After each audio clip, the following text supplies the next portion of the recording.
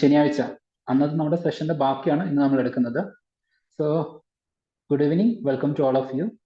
ഇന്നത്തെ നമ്മുടെ സെഷനിൽ നമ്മൾ ഫസ്റ്റ് ഡിസ്കസ് ചെയ്യാൻ പോകുന്നത് ടോബിൻ ടാക്സ് ആണ്. ഓക്കെ, സോ ടോബിൻ ടാക്സ് നമ്മുടെ ന്യൂസിൽ വരാനുള്ള ഒരു റീസൺ എന്ന് പറഞ്ഞു കഴിഞ്ഞാൽ, റീസെന്റ് യു എസിൽ എന്തുണ്ടായിട്ടുണ്ടായിരുന്നു? യു എസിൽ ഒരു ഗവൺമെന്റ് ചേഞ്ച് ഉണ്ടായിട്ടുണ്ടായിരുന്നു. അതിനുശേഷം പ്രസിഡന്റ് ഡൊണാൾഡ് ട്രംപ് യു എസിലേക്ക് വന്നിട്ടുണ്ടായിരുന്നു. സോ അദ്ദേഹത്തിന്റെ പോളിസിയായിട്ട് ബന്ധപ്പെട്ടുകൊണ്ടാണ് ടോബിൻ ടാക്സ് വീണ്ടും ന്യൂസിൽ വരാനുള്ള ഒരു റീസൺ എന്ന് പറയുന്നത്. സോ ആസ് സച്ച് അദ്ദേഹത്തിന്റെ ഒരു പോളിസി എന്ന് പറയുന്നത് ഗ്രേറ്റർ അമേരിക്ക അഗെയിൻ എന്ന് പറയുന്നതാണ്. അതായത് strengthen U S dollar. U S ഡോളറിനെ വീണ്ടും സ്ട്രെങ്തൺ ചെയ്യുക എന്ന് പറയുന്ന ഒരു പോളിസിയാണ് ആര് അഡോപ്റ്റ് ചെയ്യുന്നത്? ട്രംപ് അഡോപ്റ്റ് ചെയ്യുന്നത്. അപ്പൊ ഇതിന്റെ ഭാഗമായിക്കൊണ്ട് അദ്ദേഹം കൊണ്ടുവന്നിട്ടുള്ള ഒരു പോളിസിയാണ് ടോബിൻ ടാക്സ് ഇംപ്ലിമെന്റ് ചെയ്യുക എന്ന് പറയുന്നത്. സോ ടോബിൻ ടാക്സ് കൊണ്ട് ഉദ്ദേശിക്കുന്നത് എന്താണെന്ന് വെച്ച് കഴിഞ്ഞാൽ, നമുക്കറിയാം ഡിഫറെന്റ് കൺട്രീസ് അല്ലെങ്കിൽ ഡിഫറെന്റ് കമ്പനീസ്, ഓരോ രാജ്യത്തും എന്തായിരിക്കും അവരുടേതായിട്ടുള്ള സ്റ്റോക്കുകൾ ഉണ്ടായിരിക്കും. ഓക്കെ, സോ ഡിഫറെന്റ് ആയിട്ടുള്ള സ്റ്റോക്കുകൾ ഉണ്ടായിരിക്കും. അപ്പൊ ഡിഫറെന്റ് കമ്പനീസിന്റെ സ്റ്റോക്കുകൾ നമുക്ക് വാങ്ങുന്നതിന് വേണ്ടിയിട്ട് അവൈലബിൾ ആണ്. ഓക്കെ, ഡിഫറെന്റ് കമ്പനികളുടെ സ്റ്റോക്സ് നമുക്ക് വാങ്ങുന്നതിന് വേണ്ടിയിട്ട് അവൈലബിൾ ആണ്. അപ്പം ഇൻ കേസ് ഇപ്പോൾ ഫോർ എക്സാമ്പിൾ ഇന്ത്യ ഉണ്ട്, അതേപോലെ തന്നെ യു എസ് എ ഉണ്ട്. ഇങ്ങനെ രണ്ട് രാജ്യങ്ങളുണ്ട്. ഇതിൽ ഏതെങ്കിലും ഒരു കൺട്രി ഏതെങ്കിലും രൂപത്തിലുള്ള economic downturn in near future face ചെയ്യും എന്നുണ്ടെങ്കിൽ, സ്വാഭാവികമായിട്ടും അവിടെ ഇൻവെസ്റ്റ് ചെയ്തിട്ടുള്ള കമ്പനീസ് അല്ലെങ്കിൽ അവിടെ ഇൻവെസ്റ്റ് ചെയ്തിട്ടുള്ള ആളുകൾ, ഫോർ എക്സാമ്പിൾ ഇന്ത്യയിലാണ് ഇത്തരത്തിലുള്ള ഒരു എക്കണോമിക് ഡൗൺ ടേൺ ഉണ്ടാവാൻ പോകുന്നത് എന്നുണ്ടെങ്കിൽ, ആളുകൾ ഇവിടെ നിന്ന് എന്ത് ചെയ്യും? പണം എടുത്തിട്ട് ഒരു സ്ട്രോങ് എക്കണോമിയിലേക്ക് അവരെന്ത് ചെയ്യും? അവരുടെ പണം ഷിഫ്റ്റ് ചെയ്യും. അപ്പൊ ഇങ്ങനെ ഷിഫ്റ്റ് ചെയ്യുന്ന സമയത്ത് എന്താ സംഭവിക്കുക എന്ന് വെച്ച് കഴിഞ്ഞാൽ, already India is going to face a economic downturn in the near future or near ഫ്യൂച്ചറിൽ നമുക്കൊരു എക്കണോമിക് ഡൗൺ ടേൺ ഉണ്ടാവും എന്ന് നമ്മൾ എക്സ്പെക്ട് ചെയ്തുകൊണ്ടിരിക്കുന്ന സമയത്ത് തന്നെയാണ് എന്ത് ചെയ്യുന്നത്? ഇതേ രൂപത്തിൽ നമുക്ക് ഇവിടുന്ന് ഫണ്ടും കൂടെ നമുക്ക് എന്ത് ചെയ്യുന്നത്? ലോസ് ആവുന്നത്. അപ്പൊ ഇത്തരത്തിലെ ഫണ്ട് ലോസ് ആവുന്നത്, അല്ലെങ്കിൽ ഇത്തരത്തില് ഒരു fast transfer of the money from one country to the other based on the global financial situation, we call it hot money. Okay, ഇത്തരത്തില് പെട്ടെന്ന് ചേഞ്ച് ആവുന്ന മണിയാണ് നമ്മൾ എന്തെന്ന് പറയാറുള്ളത്? ഹോട്ട് മണി എന്ന് പറയാറുള്ളത്. ഓക്കെ, ഹോട്ട് മണി എന്ന് പറയാറുള്ളത്. സോ ഇത്തരത്തില് ഹോട്ട് മണി എന്ന് പറയുന്ന സമയത്ത് ഒരു രാജ്യത്ത് നിന്ന് അവരുടെ ഇൻവെസ്റ്റ്മെന്റ്സ് അവർ വിഡ്രോ ചെയ്തിട്ട് വേറൊരു രാജ്യത്തേക്ക് സ്ട്രോങ് എക്കണോമിയിലേക്ക് അവർ ഷിഫ്റ്റ് ചെയ്യും.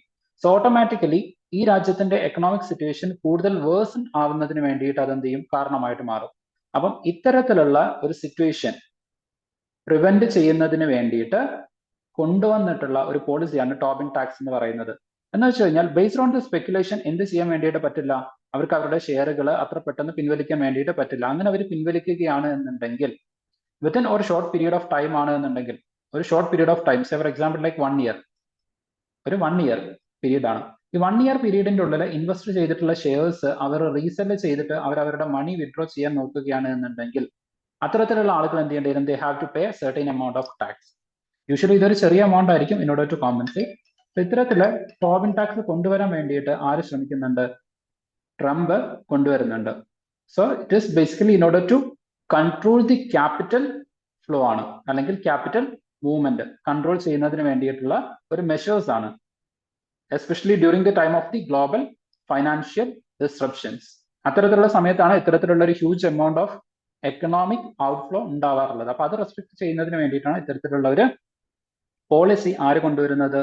യു എസ് ഗവൺമെന്റ് കൊണ്ടുവരുന്നതിന് വേണ്ടിയിട്ട് ആലോചിക്കുന്നത്. Okay, so basically what is Tobin tax എന്ന് ചോദിച്ചു കഴിഞ്ഞാൽ, Tobin tax is the tax imposed on the foreign exchange transaction aimed at discouraging short term speculative trading. So ഇത്തരത്തിലുള്ള short term speculative trading restrict ചെയ്യുന്നതിന് വേണ്ടിയിട്ട് കൊണ്ടുവന്നിട്ടുള്ള tax ആണ് Tobin tax എന്ന് ഓർത്ത് വയ്ക്കാം. കാരണം ഇത്തരത്തിലുള്ള ടാക്സുകളെ കുറിച്ചിട്ടുള്ള ഇൻഫർമേഷൻ നിങ്ങൾ അറിഞ്ഞിരിക്കേണ്ടതാണ്, എസ്പെഷ്യലി യു പി എസ് സിയുടെ പ്രിലിംസ് എക്സാമിനേഷനിലേക്ക് വരുന്ന സമയത്ത്. ഓക്കെ, യു പി എസ് സിയുടെ just second.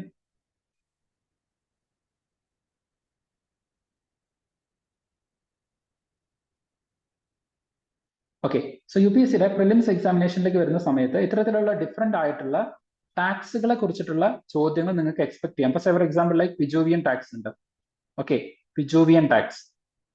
So Pigouvian tax എന്ന് പറഞ്ഞാൽ എന്താണ്? It is basically to restrict sin goods, അല്ലെങ്കിൽ ഒരു നെഗറ്റീവ് എക്സ്റ്റേണാലിറ്റീസ് ക്രിയേറ്റ് ചെയ്യുന്ന പ്രൊഡക്റ്റുകളെ റെസ്ട്രിക്ട് ചെയ്യുന്നതിന് വേണ്ടിയിട്ട് ക്രിയേറ്റ് ചെയ്തിട്ടുള്ള ടാക്സ് ആണ് എന്തെന്ന് പറയുന്നത്? പിജൂവിയൻ ടാക്സ് എന്ന് പറയുന്നത്. So for example like even carbon tax. Carbon tax നമുക്ക് എന്ത് ചെയ്യാം, ഒരു പിജൂവിയൻ ടാക്സ് ആയിട്ട് കൺസിഡർ ചെയ്യാം. അതുപോലെ tax on alcohol, tax on alcohol ഇതും എന്താണ്, a form of Pigouvian tax ആണ്.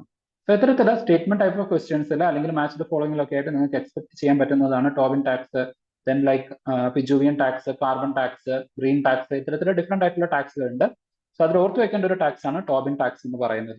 ഓക്കെ, സോ ബേസിക്കലി കുറച്ച് കീ ടേംസും കൂടെ ഓർത്ത് വെക്കുക. ഒന്ന് ഗ്ലോബൽ ഫൈനാൻഷ്യൽ അൺസർട്ടനിറ്റി അല്ലെങ്കിൽ ഡിസ്റപ്ഷന്റെ സമയത്താണ്. അതേപോലെ തന്നെ like currency is converted due to like ഇത്തരത്തിലുള്ള ഒരു കറൻസി കൺവേർഷൻ, അതായത് ക്യാപിറ്റല് അവരെന്ത് ചെയ്യുന്നുണ്ട്, എക്സ്ചേഞ്ച് ചെയ്തിട്ട് മണി വിഡ്രോ ചെയ്യും ഒരു എക്കണോമിയിൽ നിന്ന്. ഇപ്പൊ ഇവിടെ എന്താണ്, ക്യാപിറ്റൽ ടു മണി കൺവേർഷൻ നടക്കുന്നത് കൊണ്ട് തന്നെ there will be like high volatility in the financial market. Continuous transaction നടക്കുകയാണ്, capital are like resold and money is brought back by the investors. ഇതെന്ത് ചെയ്യും, ഒരു വോളറ്റിലിറ്റി നമ്മുടെ ഫൈനാൻഷ്യൽ മാർക്കറ്റിൽ എന്ത് ചെയ്യുന്നുണ്ട്, ക്രിയേറ്റ് ചെയ്യുന്നുണ്ട്. Okay, so now we have to analyse what are the advantages and the disadvantages. So basically നമുക്കറിയാം ഈ ഒരു മെഷർ എന്ന് പറയുന്നത് തന്നെ കറൻസിയെ പ്രൊട്ടക്ട് ചെയ്യാൻ വേണ്ടിയിട്ടാണ്. ഒരു ഹ്യൂജ് എമൗണ്ട് ഈ രൂപത്തിൽ ക്യാപിറ്റൽ റീസെല് ചെയ്തിട്ട് മണി അവർ വിഡ്രോ ചെയ്യാൻ നോക്കുകയാണ് എന്നുണ്ടെങ്കിൽ അത് കറൻസിയുടെ വാല്യൂ അല്ലെങ്കിൽ കറൻസിയുടെ ഡിപ്രീസിയേഷനൊക്കെ അത് കാരണമാവും, അതായത് ഒരു ഹൈ വോളറ്റിലിറ്റി ക്രിയേറ്റ് ചെയ്യും. അപ്പം നമ്മുടെ എക്കണോമിയിൽ അല്ലെങ്കിൽ ഗ്ലോബൽ എക്കണോമിക് എക്സ്ചേഞ്ചിൽ നമ്മുടെ മണിക്ക് ഒരു സ്റ്റേബിൾ ആയിട്ടുള്ള വാല്യൂ ക്രിയേറ്റ് ചെയ്യുന്നതിന് വേണ്ടിയിട്ട് എന്ത് ചെയ്യാറുണ്ട്, ടോബിൻ ടാക്സ് നമ്മൾ യൂസ് ചെയ്യാറുണ്ട്. Okay, most of the countries അതിന് വേണ്ടിയിട്ടാണ് എന്ത് ചെയ്യാറുള്ളത്, യൂസ് ചെയ്യാറുള്ളത്. So in order to protect the currency. Second, to generate a revenue. ഇതൊരു ടാക്സ് ആയതുകൊണ്ട് തന്നെ സ്വാഭാവികമായിട്ടും അതെന്താണ്, ഗവൺമെന്റിനുള്ള ഒരു റവന്യൂ കൂടെയാണ്, ഓക്കെ, ഒരു ഇൻകം കൂടെയാണ്. Then comes like the reduced volatility. നേരത്തെ പറഞ്ഞ പോലെ ഇത്തരത്തിലുള്ള ക്യാപിറ്റൽ ടു മണി ട്രാൻസാക്ഷനിൽ ടാക്സ് എന്ന് പറയുന്ന ഒരു ഇൻഫ്ലുവൻസും കൂടെ വരുന്ന സമയത്ത് അതിന്റെ റേറ്റ് കുറയും. കൂടുതൽ ആളുകളൊന്നും എന്ത് ചെയ്യില്ല, അത്തരത്തിൽ റീസെൽ ചെയ്യാൻ വേണ്ടിയിട്ട് ശ്രമിക്കില്ല. അപ്പൊ അതുകൊണ്ട് സ്വാഭാവികമായിട്ടും വോളറ്റിലിറ്റി കുറയ്ക്കുന്നതിന് വേണ്ടിയിട്ട്, എസ്പെഷ്യലി ഈ രൂപത്തിലുള്ള എക്കണോമിക് ആയിട്ട് നമ്മൾ അൺസ്റ്റേബിൾ ആയിട്ട് നിൽക്കുന്ന സമയത്ത് എക്കണോമിക് വോളറ്റി അല്ലെങ്കിൽ ഇത്തരത്തിലുള്ള ഒരു വോളറ്റിലിറ്റി കുറയ്ക്കുന്നതിന് വേണ്ടിയിട്ട് എന്ത് ചെയ്യാറുണ്ട്, ഇത് സഹായിക്കാറുണ്ട്. പിന്നെ വരുന്നത് ഇതിന്റെ ഡിസഡ്വാൻറ്റേജസ് ആണ്. സോ ഒന്നാമത്തത്, ഇറ്റ് ഇൻക്രീസസ് ദ കോസ്റ്റ്. നമുക്കറിയാം നമ്മൾ ഫൈനാൻഷ്യൽ മാർക്കറ്റിൽ ഇൻവെസ്റ്റ് ചെയ്യുന്നത്, നമ്മൾ ഷെയർസ് വാങ്ങുന്നത് എന്തിനു വേണ്ടിയിട്ടാണ്, നമുക്ക് പ്രോഫിറ്റ് കിട്ടാൻ വേണ്ടിയിട്ടാണ്. പക്ഷെ ആ പ്രോഫിറ്റ് അല്ലെങ്കിൽ ആ ഒരു ഷെയർ നമ്മൾ സെല്ല് ചെയ്യുന്ന സമയത്ത് നമ്മൾ ഒരു ഹ്യൂജ് എമൗണ്ട് ഓഫ് ടാക്സ് കൊടുക്കണം എന്ന് നമ്മളെടുത്ത് ആരെങ്കിലും പറഞ്ഞു കഴിഞ്ഞാൽ, അല്ലെങ്കിൽ അത്തരത്തിൽ ഗവൺമെന്റ് ഒരു പോളിസി കൊണ്ടുവന്നു കഴിഞ്ഞാൽ സ്വാഭാവികമായിട്ടും എന്ത് ചെയ്യും, നമുക്ക് കിട്ടുന്ന പ്രോഫിറ്റ് കുറയും, അല്ലെങ്കിൽ ആളുകൾക്ക് ഇത്തരത്തിലുള്ള ഇൻവെസ്റ്റ്മെന്റിനോടുള്ള ഒരു താല്പര്യം കുറയും. ഓക്കെ, അടുത്തത് ഇംപ്ലിമെന്റേഷൻ ചാലഞ്ചസ്. സോ സ്വാഭാവികമായിട്ടും ഈ ലൈക്ക് കോൺസ്റ്റന്റ്ലി ട്രേഡിംഗ് നടന്നുകൊണ്ടിരിക്കുകയാണ്. അപ്പൊ അത്രത്തോളം ട്രേഡിങ്ങുകൾ നമ്മൾ മോണിറ്റർ ചെയ്തിട്ട് അതിൽ നിന്നുള്ള ഇൻകം അല്ലെങ്കിൽ പ്രോഫിറ്റ് ഒക്കെ ബേസ് ചെയ്തുകൊണ്ട് നമ്മൾ ഇത്തരത്തിലുള്ള പിജൂവിയൻ അല്ലെങ്കിൽ ടോബിൻ ടാക്സ് നമ്മൾ ചാർജ് ചെയ്യണമെന്നുണ്ടെങ്കിൽ അതെന്താണ്, ഒരു ചാലഞ്ച് ആണ്. അതേപോലെ തന്നെ ഇറ്റ് ലോവേഴ്സ് ദ ലിക്വിഡിറ്റി. അപ്പൊ ഒരു ഫൈനാൻഷ്യൽ മാർക്കറ്റിൽ കണ്ടിന്യൂസ് ആയിട്ടുള്ള ഒരു മിനിമം ലെവൽ ഓഫ് എക്സ്ചേഞ്ചസ് നടന്നു കഴിഞ്ഞാൽ മാത്രമേ അവിടെ എന്തുണ്ടാവുള്ളൂ, ഒരു ലിക്വിഡിറ്റി ഉണ്ടാവുള്ളൂ. ഏതൊരു എക്കണോമി ആയി കഴിഞ്ഞാലും ഒരു മിഡിൽ പാത്തിൽ പോകുമ്പോഴാണ് എപ്പോഴും നല്ലത്. അതായത് ഒരു ഹൈ വോളറ്റിലിറ്റി ഉണ്ടാവരുത്, അതേപോലെ തന്നെ എന്താ പറയുക, ഒരു റിജിഡ് സിസ്റ്റം ആവരുത്. കാരണം ക്യാപിറ്റൽ ടു മണി കൺവേർഷൻ എന്തായിരിക്കണം, പോസിബിൾ ആയിരിക്കണം. Capital to money conversion possible ആയിരിക്കണം. അപ്പൊ ഏതെങ്കിലും ഒരു രാജ്യം ഇത്തരത്തിൽ capital to money conversion possible ആക്കാതിരിക്കുകയാണ് എന്ന് വിചാരിക്കുക. അത്ര എളുപ്പത്തിൽ നിങ്ങൾക്ക് നിങ്ങളുടെ ക്യാപിറ്റൽ കൺവേർട്ടിബിലിറ്റി ഇല്ല എന്ന് വിചാരിക്കുക. ഒരു രാജ്യത്ത് ക്യാപിറ്റൽ മണി ആയിട്ട് കൺവേർട്ട് ചെയ്യാൻ പറ്റില്ല എന്ന് വിചാരിക്കും. അപ്പൊ ഡെഫിനറ്റ്ലി ആളുകൾ എന്ത് ചെയ്യില്ല, ഈ ക്യാപിറ്റലിൽ ഇൻവെസ്റ്റ് ചെയ്യില്ല. സോ ക്യാപിറ്റൽ ടു മണി കൺവേർട്ടബിലിറ്റിയും ഒരു ഫാക്ടറാണ്. അപ്പൊ ഇത്തരത്തില് ലിക്വിഡിറ്റി കുറയ്ക്കുക എന്ന് പറയുന്നത് ഇതിന്റെ ഒരു ഡിസഡ്വാൻറ്റേജ് ആണ് എന്നതും കൂടെ എന്ത് ചെയ്യുക, ഓർത്ത് വെക്കുക. സോ ഇത്രയും കാര്യങ്ങളാണ് ടോബിൻ ടാക്സുമായിട്ട് ബന്ധപ്പെട്ടിട്ട് ഓർത്ത് വെക്കേണ്ട മോസ്റ്റ് ഇമ്പോർട്ടന്റ് പാരാമീറ്റേഴ്സ് എന്ന് പറയുന്നത്. അടുത്തതാണ് US എയ്ഡ് എന്ന് പറയുന്നത്. ഇതും വീണ്ടും ട്രംപിന്റെ അഡ്മിനിസ്ട്രേഷനായിട്ട് ബന്ധപ്പെട്ടുകൊണ്ട് വന്നിട്ടുള്ള ഒരു ചേഞ്ച് ആണ്. So US agency for international development, അതാണ് US എയ്ഡ് എന്ന് പറയുന്നത്. സോ US കോൺഗ്രസിന്റെ ഒരു ലോ പ്രകാരം നമുക്ക് പറയാം എന്താണ്, ഒരു സ്റ്റാറ്റ്യൂട്ടറി ബോഡിയാണ്. US ഒരു സ്റ്റാറ്റ്യൂട്ടറി ബോഡിയാണ്. അപ്പം അവിടുത്തെ കോൺഗ്രസിന്റെ നിയമപ്രകാരം കോൺസ്റ്റിറ്റ്യൂട്ട് ചെയ്യപ്പെട്ടിട്ടുള്ള ഒരു ഒരു ഗവൺമെന്റ് ബോഡിയാണ് US എയ്ഡ് എന്ന് പറയുന്നത്. അപ്പൊ നമുക്കറിയാം ഗ്ലോബലി ഒരു സോഫ്റ്റ് പൊളിറ്റിക്സ് പ്ലസ് ഒരു ഹാർഡ് പൊളിറ്റിക്സ്, ഇത് രണ്ടിന്റെയും കൂടെ ഒരു മിക്സ് ആയിട്ടാണ് US എന്ത് ചെയ്തിട്ടുള്ളത്, ഒരു ഗ്ലോബൽ ലീഡർ എന്നുള്ള പൊസിഷനിലേക്ക് വന്നിട്ടുള്ളത്. അതിൽ അവരുടെ ഏറ്റവും വലിയ ഒരു ഇമ്പോർട്ടന്റ് ആയിട്ടുള്ള ഒരു പാരാമീറ്റർ ആയിരുന്നു എന്തെന്ന് പറയുന്നത്, ഗ്ലോബൽ എയ്ഡ് എന്ന് പറയുന്നത്. ഓക്കെ, ഗ്ലോബൽ എയ്ഡ് എന്ന് പറയുന്നത്. സോ ഇതായിട്ട് ബന്ധപ്പെട്ടിട്ട് UPSC പ്രീവിയസ് ഇയറിലും മെയിൻസിലും അതുപോലെ തന്നെ എന്ത് ചെയ്തിട്ടുണ്ട്, പ്രിലിംസിനും ചോദ്യങ്ങൾ വന്നിട്ടുണ്ട്. മെയിൻസിലെ എത്തിക്സിലും ഇതിന്റെ ചോദ്യമായിട്ട് ബന്ധപ്പെട്ട് നിങ്ങൾക്ക് ചോദ്യങ്ങൾ വന്നതായിട്ട് കാണാൻ വേണ്ടിയിട്ട് പറ്റും. ഇതിന് ഏറ്റവും നല്ല എക്സാമ്പിൾ ആണ്, നമുക്കറിയാം ഇന്റർനാഷണൽ ഫൈനാൻസിംഗിൽ അല്ലെങ്കിൽ ഗ്ലോബൽ എയ്ഡിലൊക്കെ എന്തുണ്ട്, ഒരു എത്തിക്സ് ഉണ്ട്. അപ്പം ഇതിന്റെ എത്തിക്സ് എന്താണ് എന്ന് ചോദിച്ചുകൊണ്ട് 2023 അതുപോലെ തന്നെ 2021 എന്ത് ചെയ്തിട്ടുണ്ട്, UPSC എത്തിക്സിന്റെ ചോദ്യങ്ങൾ ചോദിച്ചിട്ടുണ്ട്. ഇപ്പൊ പെട്ടെന്ന് ഒരു കൺട്രി ഒരു വേറൊരു രാജ്യത്തിന് നൽകിയിരുന്ന ഫൈനാൻഷ്യൽ എയ്ഡ് സ്റ്റോപ്പ് ചെയ്യാണ് എന്നുണ്ടെങ്കിൽ അവരുടെ ഡെവലപ്മെന്റ് പ്രോജക്ട്സ് ഒക്കെ എന്ത് ചെയ്യും, സ്റ്റോപ്പ് ആയി പോകും. So it is used as A power, അല്ലെ, ഒരു സോഫ്റ്റ് പവർ ആയിട്ട് അതിനെ എന്ത് ചെയ്യുന്നുണ്ട്, ഒരു എക്കണോമിക് പവർ ആയിട്ട് വീണ്ടും അവർ അത് കൺവേർട്ട് ചെയ്യും. അതായത് militarisation of the foreign aid എന്ന് പറയുന്ന ആ രൂപത്തിലേക്കുള്ള ഒരു ഡിപ്ലോമസിയാണ് ആരെടുക്കുന്നത്, US ഇൻ റീസെന്റ് ടൈംസിൽ എടുക്കുന്നത്. Okay, militarisation of the financial aid എന്ന് പറയുന്നത്. ഓക്കെ, സോ ഈ ഒരു കാര്യം ഓർത്ത് വെക്കുക, USAID അതിന്റെ ഫുൾ ഫോം. സോ കോൺടെക്സ്റ്റ് ഞാൻ നേരത്തെ പറഞ്ഞ പോലെ ട്രംപ് അദ്ദേഹത്തിന്റെ സെക്കൻഡ് ടേമിൽ എന്ത് ചെയ്യുന്നുണ്ട്, is imposing like A 90 days freeze. ഈ 90 days ഫ്രീസ് എന്ന് പറയുന്നത് എന്തിനാന്ന് വെച്ച് കഴിഞ്ഞാൽ ഇതിന്റെ ഫീസിബിലിറ്റി, ഇത്തരത്തിലുള്ള ഒരു USAID പ്രോഗ്രാം ഏതെങ്കിലും തരത്തിലുള്ള ഒരു ബെനിഫിറ്റ് US കൊണ്ടുവരുന്നുണ്ടോ ഇല്ലേ എന്ന് പഠിക്കാൻ വേണ്ടിയിട്ടാണ്. അപ്പൊ അതിന്റെ ബേസിൽ അതൊരു ബെനിഫിറ്റ് ഉണ്ടാക്കുന്നില്ല എന്ന് കണ്ടു കഴിഞ്ഞാൽ സ്വാഭാവികമായിട്ടും ഈ പറയുന്ന USAID എന്ത് ചെയ്യും, നിർത്തലാക്കുന്നതിന് വേണ്ടിയിട്ടുള്ള ഒരു തീരുമാനം കൂടെ ട്രംപ് അഡ്മിനിസ്ട്രേഷന്റെ ഭാഗത്ത് നിന്ന് ഉണ്ടാവുന്നതാണ്. നമുക്കറിയാം, നമ്മൾ കഴിഞ്ഞ ക്ലാസ്സിൽ ഡിസ്കസ് ചെയ്തിട്ടുണ്ടായിരുന്നു Paris agreement. Okay, Paris agreement, ഇതിൽ നിന്ന് ആര് വിഡ്രോ ചെയ്തിട്ടുണ്ടായിരുന്നു, US വിഡ്രോ ചെയ്തിട്ടുണ്ടായിരുന്നു. അപ്പൊ ഗ്ലോബലി ഒരു ഫൈനാൻഷ്യൽ ട്രാൻസാക്ഷൻ അല്ലെങ്കിൽ ഒരു ഫൈനാൻഷ്യൽ എയ്ഡ് എന്ന് പറയുന്ന ഒരു ഡിപ്ലോമാറ്റിക് ടാക്സിൽ നിന്ന് US എന്ത് ചെയ്യാണ്, വിഡ്രോ ചെയ്യുകയാണ് in recent times. Okay, so ഈ ഒരു ബാക്ക്ഗ്രൗണ്ടിൽ ഓർത്തു വെക്കേണ്ട ഒരു കാര്യമാണ് ഇതും കൂടെ. നൗ ഏതൊക്കെ രൂപത്തിലാണ് ഇത് നമ്മളെ ലൈക്ക് ഡെഫിനറ്റ്ലി ഇത്തരത്തിലൊരു കാര്യം വരുന്ന സമയത്ത് അതിന്റെ ഗ്ലോബൽ ഇമ്പാക്റ്റും അതുപോലെ തന്നെ ഇന്ത്യനെ ഇതെങ്ങനെ ഇമ്പാക്ട് ചെയ്യും, ഈ രണ്ട് കാര്യങ്ങളും നിങ്ങൾ എന്ത് ചെയ്യണം, ഒരേപോലെ പഠിക്കേണ്ടതാണ്. സോ ഫസ്റ്റ് ഓഫ് ഓൾ ഏതൊക്കെ കീ സെക്ടേഴ്സിലാണ് ഈ USAIDന്റെ ഒരു ഇമ്മീഡിയറ്റ് ഇമ്പാക്ട് അല്ലെങ്കിൽ ഇതിന്റെ ഒരു സ്റ്റോപ്പിംഗ്, ആ ഫൈനാൻഷ്യൽ എയ്ഡിൽ ഉണ്ടാകുന്ന സ്റ്റോപ്പ് ഏത് ഫീൽഡിലായിരിക്കും ഇമ്മീഡിയറ്റ്ലി ഒരു ഇമ്പാക്ട് ഉണ്ടാക്കാൻ പോകുന്നത്. സോ അതിൽ ഫസ്റ്റ് വരുന്നത് എക്കണോമിക് ഡെവലപ്മെന്റ്. നമുക്കറിയാം USAIDുമായിട്ട് ബന്ധപ്പെട്ടുകൊണ്ട് ഡെഫിനറ്റ്ലി അത് റീലാണ്. സോ എക്കണോമിക് ഡെവലപ്മെന്റ് അത് ഇമ്പാക്ട് ചെയ്യും. അതേപോലെ തന്നെ health, education, food security, then like humanitarian aid, climate change, governance, ഈ പറയുന്ന എല്ലാ സെക്ടേഴ്സും ഇതിന്റെ അണ്ടറിൽ കവേർഡ് ആണ്, USAIDന്റെ അണ്ടറിൽ കവേർഡ് ആണ്. സോ ആ ഒരു ഫൈനാൻഷ്യൽ സപ്പോർട്ട് ഇല്ലാതാവുന്നതോട് കൂടിയിട്ട് ഗ്ലോബലി ഡിഫറെന്റ് കൺട്രീസിന്റെ ഇത്തരത്തിലുള്ള സോഷ്യൽ സെക്യൂരിറ്റി പ്രോഗ്രാംസ് മുഴുവൻ എന്ത് ചെയ്യും, ഇമ്പാക്റ്റഡ് ആവും. ദെൻ ഡെഫിനറ്റ്ലി USAIDന്റെ ഒരു മേജർ മിഷൻ എന്ന് പറയുന്നത് ഡെമോക്രാറ്റിക് വാല്യൂസ് പ്രൊമോട്ട് ചെയ്യാണ്. എന്ന് വെച്ച് കഴിഞ്ഞാൽ indirectly this is to contain ചൈനയെ കണ്ടെയ്ൻ ചെയ്യുക എന്ന് പറയുന്ന ഒരു മെഷറും കൂടിയാണ് ഇതെന്ന് പറയുന്നത്. ഓക്കെ, സോ ചൈനനെ എന്ത് ചെയ്യണം, കണ്ടെയ്ൻ ചെയ്യണം. അപ്പോൾ അതിന് അഗെയിൻസ്റ്റ് ആയിട്ട് അല്ലെങ്കിൽ ആ ഒരു ചൈന കണ്ടെയ്ൻമെന്റ് പോളിസി ഇതോട് കൂടിയിട്ട് എന്ത് ചെയ്യുന്നുണ്ട്, ഡിക്ലൈൻ ചെയ്യുന്നുണ്ട്. Okay, then comes like global piece promotion, അതും എന്താണ്, US-ന്റെ ഒരു സോഫ്റ്റ് പൊളിറ്റിക്സിന്റെ ഭാഗമാണ്. Then comes like national security, അത് US-ന്റെ തന്നെ ഒരു നാഷണൽ ഇൻട്രസ്റ്റ് നമുക്കറിയാം. ഒരു ഡിപ്ലോമസി അല്ലെങ്കിൽ ഒരു ഇന്റർനാഷണൽ ഇനീഷ്യേറ്റീവിൽ always we have to prioritise the national interest and the national security. സ്വാഭാവികമായിട്ടും USAIDന്റെ ഒരു മിഷൻ എന്ന് പറയുന്നത് നാഷണൽ സെക്യൂരിറ്റി പ്രൊമോട്ട് ചെയ്യുന്നത് തന്നെയാണ്. ദെൻ അടുത്തതാണ് ഗ്ലോബൽ റീച്ച്. അപ്പൊ നമുക്കറിയാം, നേരത്തെ ഞാൻ പറഞ്ഞ പോലെ US-ന്റെ ഒരു ഡിപ്ലോമാറ്റിക് ടാക്ടിക്സിന്റെ ഭാഗമായിരുന്നു USAID എന്ന് പറയുന്നത്. ആ ഒരു global reach to some extent contain ചെയ്യുന്നതിന് അല്ലെങ്കിൽ റെസ്ട്രിക്റ്റഡ് ആവുന്നതിന് എന്ത് ചെയ്യുന്നുണ്ട്, അതായത് ഗ്ലോബലി US-ന്റെ ഇൻഫ്ലുവൻസ് കുറയുന്നതിന് ഇത് കാരണമാകാൻ വേണ്ടിയിട്ട് പോകുന്നുണ്ട്. സോ അതിൽ വരുന്ന ലൈക്ക് ഒരു ഫസ്റ്റ് സാധനമാണ് PEPFAR എന്ന് പറയുന്നത്, PFAR എന്ന് പറയുന്നത്, അതായത് president's emergency plan for aid relief. Okay, ഇതാണ് PEPFAR എന്ന് പറയുന്നത്. അതായത് നമുക്കറിയാം, ഇപ്പം ഇന്ത്യക്കൊക്കെ എന്തുണ്ട്, കണ്ടിജൻസി ഫണ്ട് ഉണ്ട്. ഓക്കെ, കണ്ടിജൻസി ഫണ്ട് ഉണ്ട്. ഇൻ കേസ് ഇപ്പൊ എന്തെങ്കിലും ഒരു ലൈക്ക് നമ്മൾ എക്സ്പെക്ട് ചെയ്യാതെ അൺഫോർസീൻ ആയിട്ടുള്ള ഒരു ഇഷ്യൂസ് വന്നു കഴിഞ്ഞാൽ, ഒരു നാച്ചുറൽ ഡിസാസ്റ്റർ വന്നു കഴിഞ്ഞാൽ അതിൽ നിന്ന് നമുക്ക് ഫണ്ട് എടുക്കാം.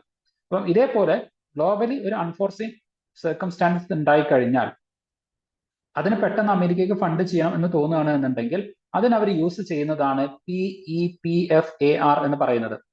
Okay, president's emergency plan for aid relief എന്നാണ് ഇതിന്റെ ഫുൾ ഫോം എന്ന് പറയുന്നത്. അതും കൂടെ ഒന്ന് ഓർത്ത് വെക്കുക.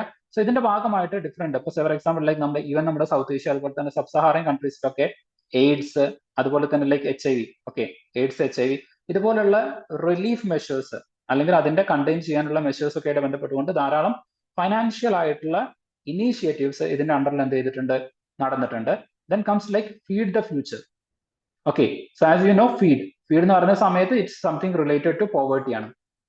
ഓക്കെ, സോ ഇതുമായിട്ട് ബന്ധപ്പെട്ടുകൊണ്ട് നമ്മുടെ ഇന്ത്യയിൽ നിന്ന് ഈ ഫീഡ് ദ ഫ്യൂച്ചർ ഒക്കെ ആയിട്ട് കൊളാബറേറ്റ് ചെയ്ത് അല്ലെങ്കിൽ അതിൽ നിന്നൊക്കെ ഫണ്ട് കിട്ടുന്ന ഒരു NGO ഉണ്ട്, അതാണ് അക്ഷയ പാത്ര. ഓക്കെ, അക്ഷയ പാത്ര എന്ന് പറയുന്ന ഒരു NGO. സോ ഗ്ലോബലി എന്ത് ചെയ്യുന്നുണ്ട്, അവരുടെ ഇനീഷ്യേറ്റീവ്സ് എടുക്കുന്നുണ്ട്. ഈ അക്ഷയ പാത്ര ഇന്ത്യയിലെ മിഡ് ഡേ മീൽ സ്കീമൊക്കെ ആയിട്ട് എന്ത് ചെയ്തിട്ടുണ്ട്, കൊളാബറേറ്റ് ചെയ്തിട്ടുണ്ട്. ഓക്കെ, മിഡ് ഡേ മീൽ സ്കീമൊക്കെ ആയിട്ട് കൊളാബറേറ്റ് ചെയ്തിട്ടുണ്ട്.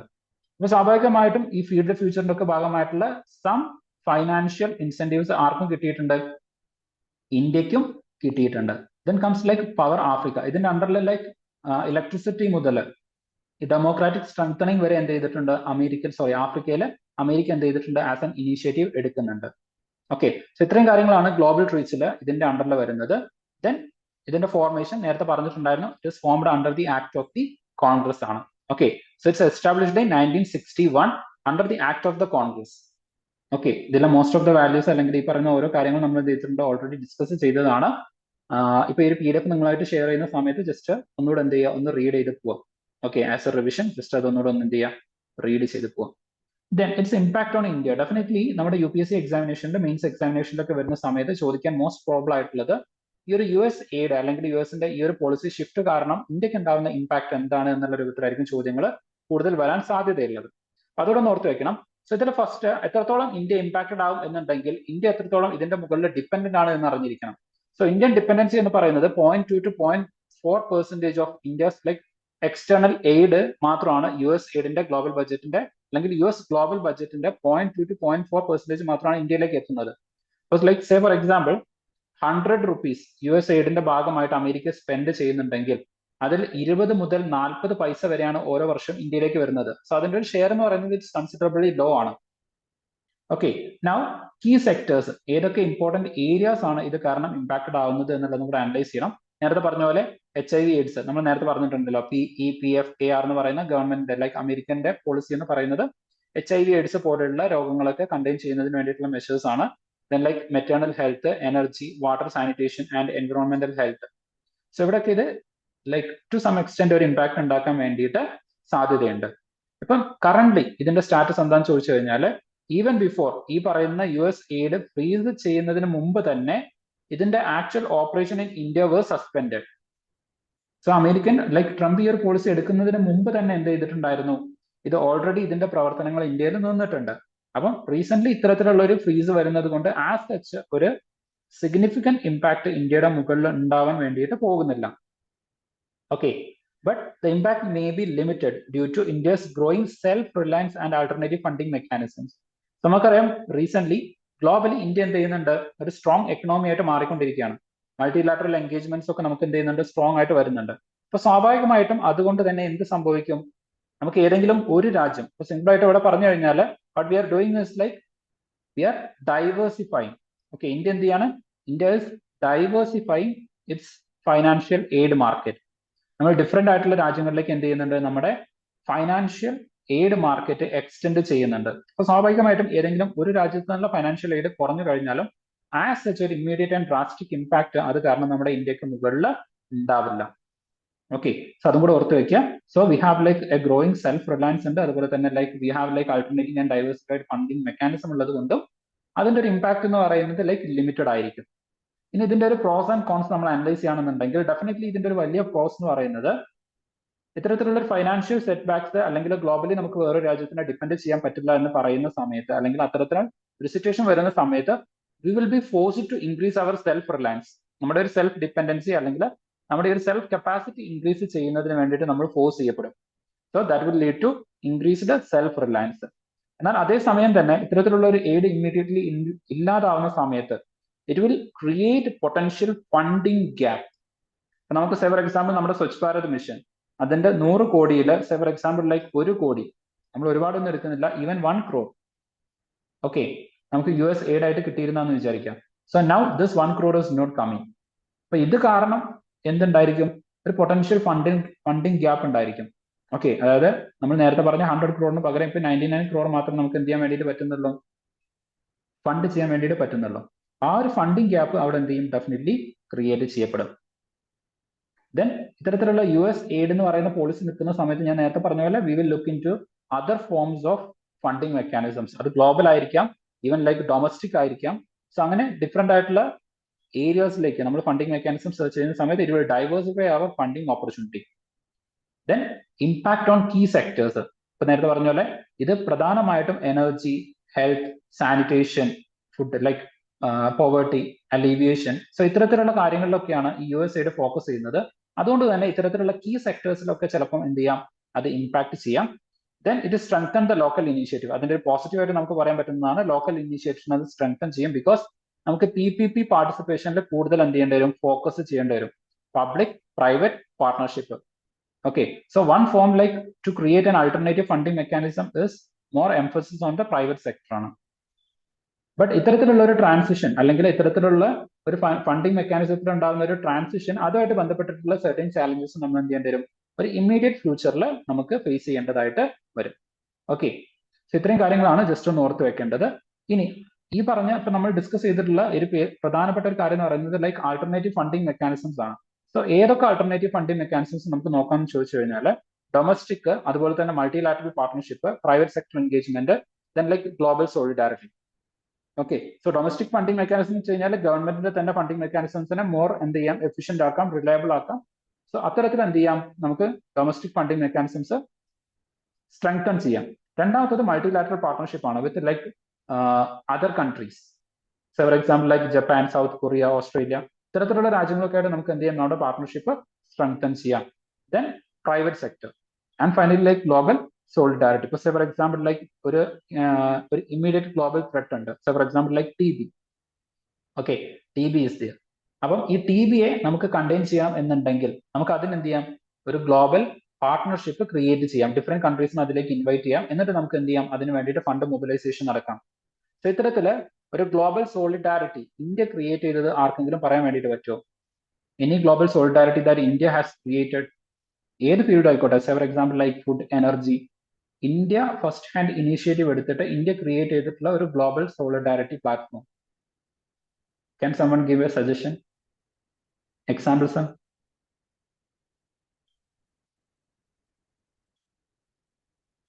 ഗ്രിഡ് സോളാർ ഇസ് ദിയർ അതായത് one sun one grid initiative okay അതായത് solar alliance one sun one grid alliance എന്ന് പറയുന്നത് അല്ലെങ്കിൽ സോളാർ ഗ്രിഡ് അലയൻസ് എന്ന് പറയുന്നത് സോ ഇതെന്താണ് ഇന്ത്യയുടെ ഒരു ഇനീഷ്യേറ്റീവ് ആണ് in order to secure the energy security so likewise നമുക്ക് എന്ത് ചെയ്യാം ഗ്ലോബൽ സോളിഡാരിറ്റി ബിൽഡ് ചെയ്യാൻ വേണ്ടിയിട്ട് നോക്കാം ഓക്കെ സോ ഇത് ലൈക്ക് ഡിഫറെന്റ് ആയിട്ട് നിങ്ങൾക്ക് ഒരു ഓവർവ്യൂവിന് വേണ്ടിയിട്ട് തന്നിട്ടുള്ളതാണ് ജസ്റ്റ് നിങ്ങൾ എന്ത് ചെയ്യാം ഈ പറയുന്ന ഓരോ സെക്ടേഴ്സ് അല്ലെങ്കിൽ ഈ പറയുന്ന എല്ലാ ഏരിയാസും നിങ്ങളുടെ ആൻസറിൽ കവർ ചെയ്തിട്ടുണ്ടെന്ന് ഉറപ്പാക്കുക ലൈക്ക് ആൾട്ടർനേറ്റീവ് ഫണ്ടിങ് മെക്കാനിസംസ് നിങ്ങൾ മെയിൻസ് ആൻസറിൽ കൊണ്ടുവരുന്നുണ്ടെങ്കിൽ ആ ഒരു ഡയമെൻഷൻ കൊണ്ടുവരുന്നുണ്ടെങ്കിൽ ഈ പറയുന്ന എല്ലാ സെക്ടേഴ്സും ഇൻക്ലൂഡ് ചെയ്യാൻ വേണ്ടിയിട്ട് നോക്കുക ഇപ്പോൾ for example like private sector എന്ന് മാത്രം എഴുതിയാൽ പോരാ എക്സാമ്പിൾസും കൂടെ കൊടുക്കാൻ വേണ്ടിയിട്ട് നോക്കണം ഇപ്പോൾ for example like private sector ആണെന്നുണ്ടെങ്കിൽ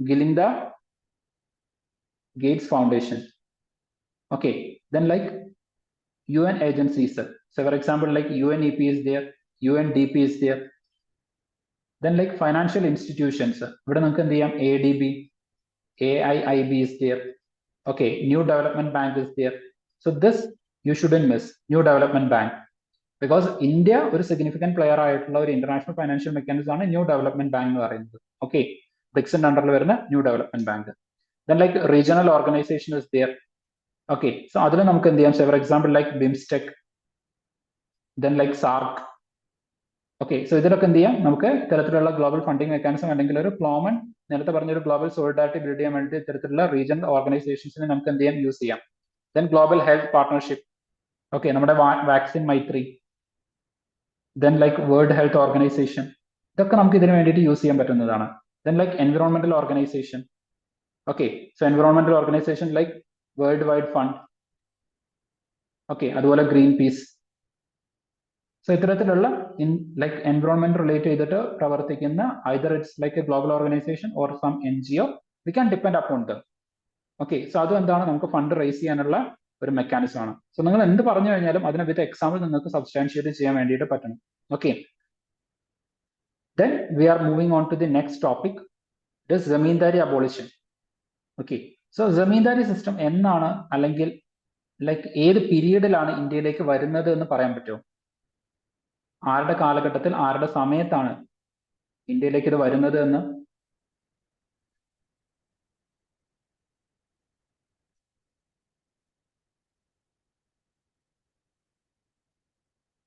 okay now says Mughal Rasika British time